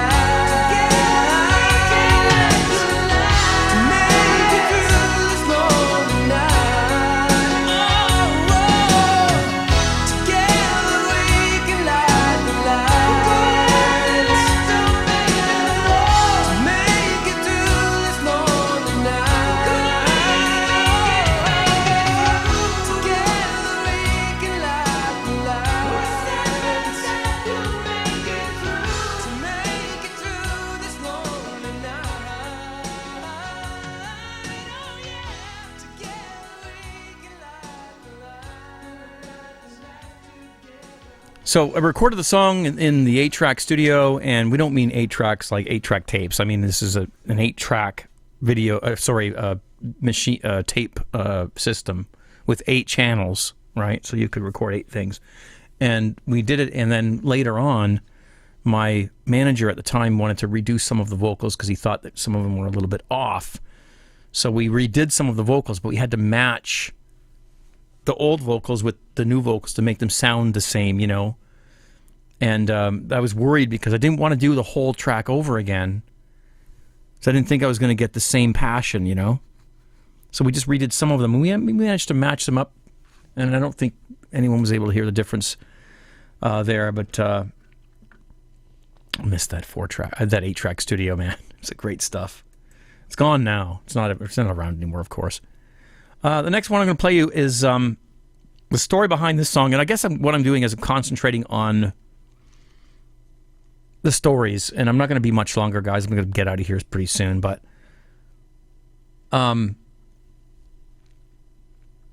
thank you, Joel. Awesome. Yeah, old school fade out, the bell curve, I guess. Yeah. This song was recorded on a 4-track again. 4 tracks, okay? Like I've got the machine is down over here in my shelf. It's a tape recorder. It has four channels. It's a Fostex. I don't know the model number of it. Damn it. Anyway, and this was written for my wife when we first met.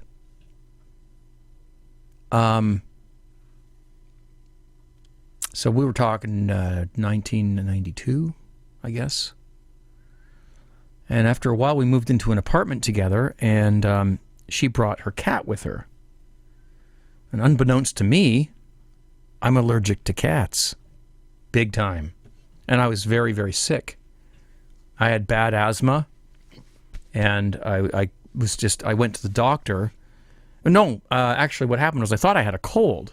So I had this song written, and I wanted to record it, but I couldn't because I couldn't sing properly because I had this cold, you know, and it wouldn't go away.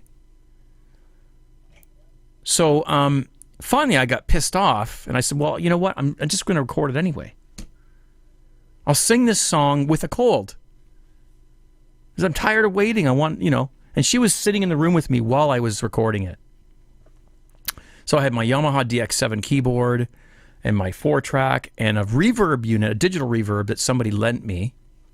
A friend of mine lent me this Alesis, I don't know, whatever it was. And so there's lots of reverb on these songs because it's back in the day when you did use a lot of echo and stuff like that on your material. The snare drum in this song is huge. Anyways, the song's called Just One Touch, and it was written for my wife when we first met, and I couldn't wait to record it, so I recorded it in a bedroom in the apartment with this horrible sickness that I later found out I was allergic to her cat, which she had to unfortunately get rid of. It was either me or the cat. One of us had to go. So here's the song, Just One Touch.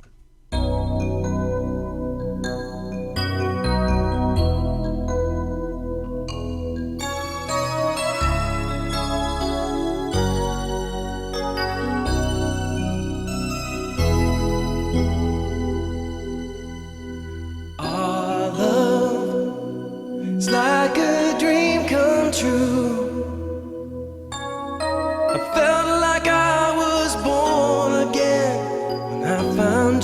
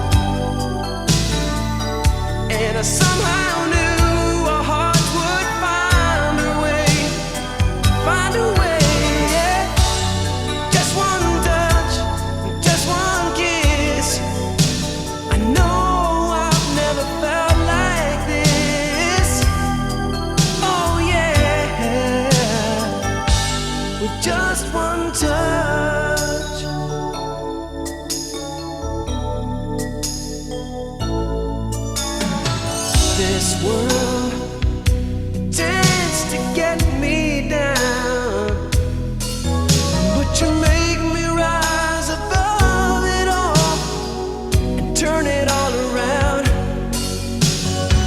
In my arms, that's where you belong. An hour spent without you is an hour too long. Hold me close, don't ever let me go. Just let the fire grow and grow. Just one touch, just one day, yeah. Oh, oh. And I somehow knew our hearts would find a way, yeah. Just one touch, just one kiss. I know I've never felt like this. No, no. With just one touch,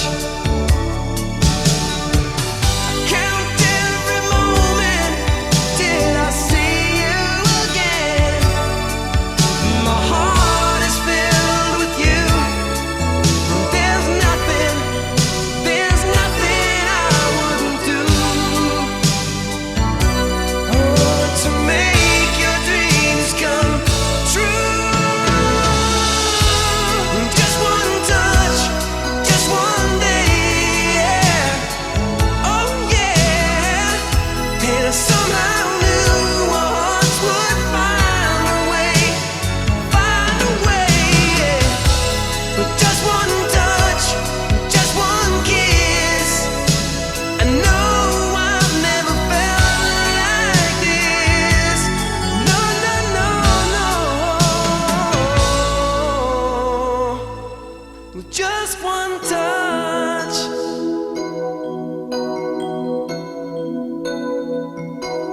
Just one touch.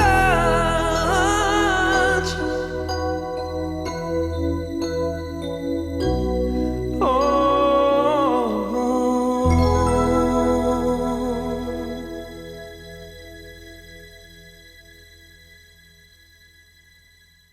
Yeah, and with a Shure 57 microphone, MS50, is it MS 57? Shure, is it SM? I'm sorry, SM 57 microphone,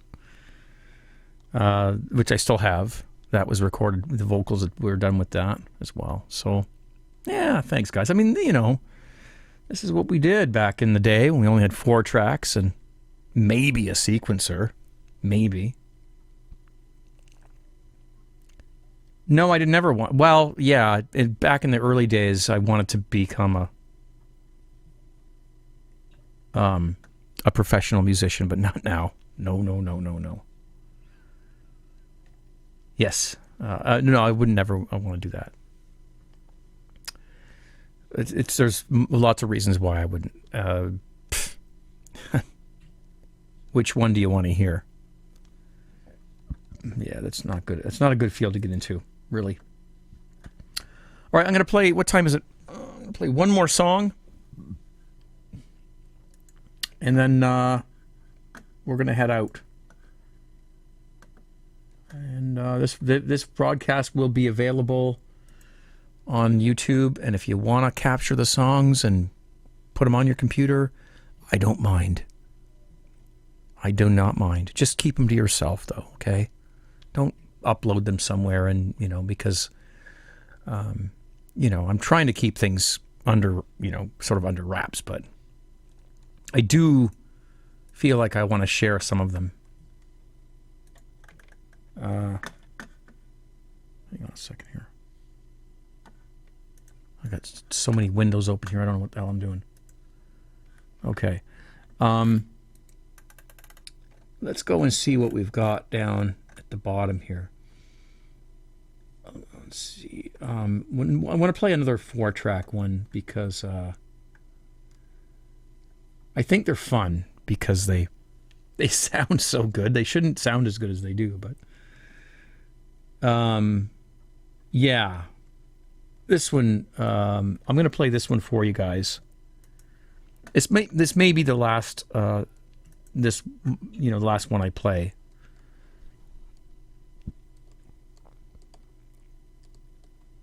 Um, 8-2, Glenn, I'm not sure what you're not apologizing to me, are you? I didn't, you're not interrupting anything of mine. Absolutely not. I'm not sure what you mean by that. Does your mom drink beer? Yes. That's a simple answer. Not a lot. I mean, she's 76 or something like that. Or 78. I don't even remember how old she is. I don't want to know. She drinks a couple beers a day and a glass of wine or something like that. So, the 4-track has a lot of headroom. I did things. I had tricks. I don't know.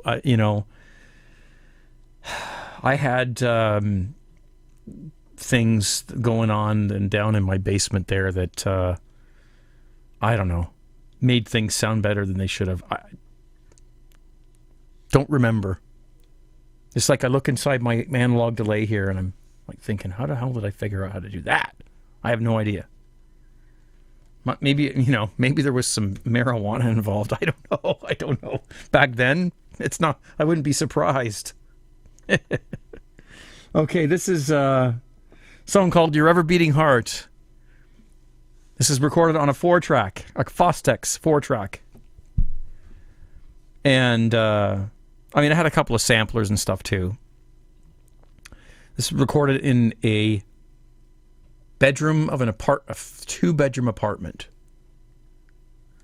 that we lived in up the street from where I live now, on a 4-track. And the song is about just following your gut feelings, following your heart, that ever-beating heart. Cheers.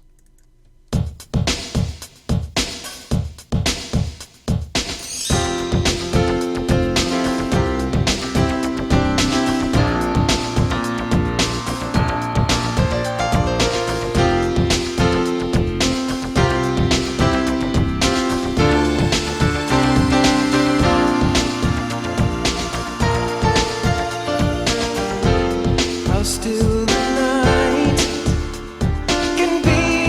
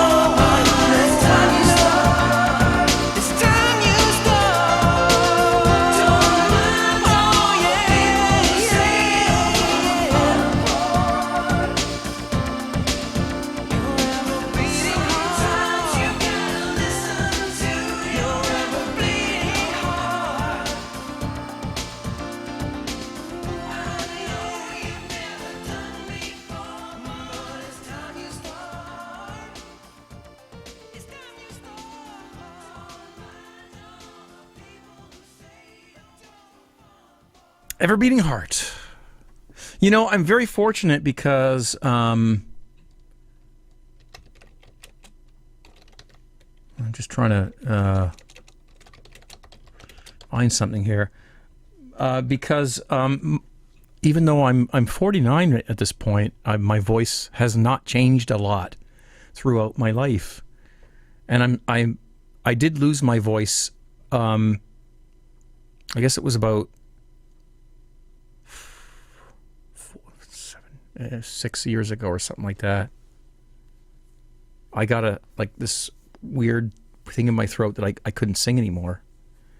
And I thought it was cancer, and your mind goes and stuff like that. You think the worst, but and it was like that for a long time, for about I'd say 6 to 8 months. I could not sing. Actually, you know what? I'll play this. No, I can't play it because it's copyrighted. I can't do it. I did a cover of Desperado. Okay, you can look that up on YouTube, CraigTube Desperado. But somebody in the chat room asked me if I can still sing like that. I'm very fortunate that my voice has remained fairly intact. And so I'm going to play you something. You've probably seen this before. But I'll play it anyway because some of you may not have seen it. Burping here. This was done like a year ago. Oh, I can't play it. I guess it's copyrighted. It's a Foreigner. All right. When we're done the broadcast, look up Foreigner vocal cover CraigTube, and you'll find it. I can't play it because it's not my song, and they'll kill me if I do it. So, yeah, you can look that up. I want to know what love is by Foreigner, CraigTube, and you'll find it. It's on YouTube. It's there. Okay, so just bookmark that. Geez, I don't want to go, guys, but I really should. I got to play one more song, I guess, and say goodbye and head out. And I got a couple things I got to do around here. It never ends.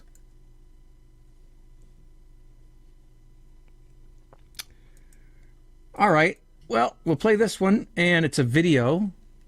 No, we won't play the video. We'll just play the song. That way you don't get distracted by the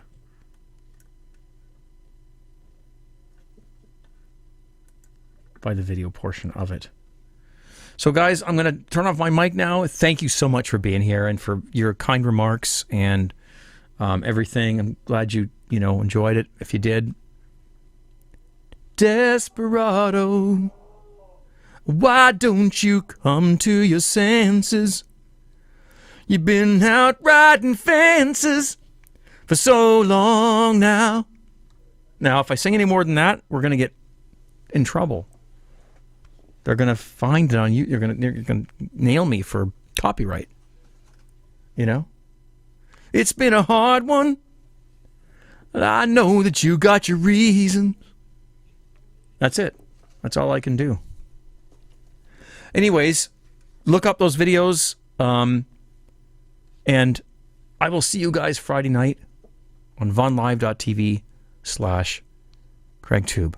One more tune, and we're out. 17. Cheers. Be safe.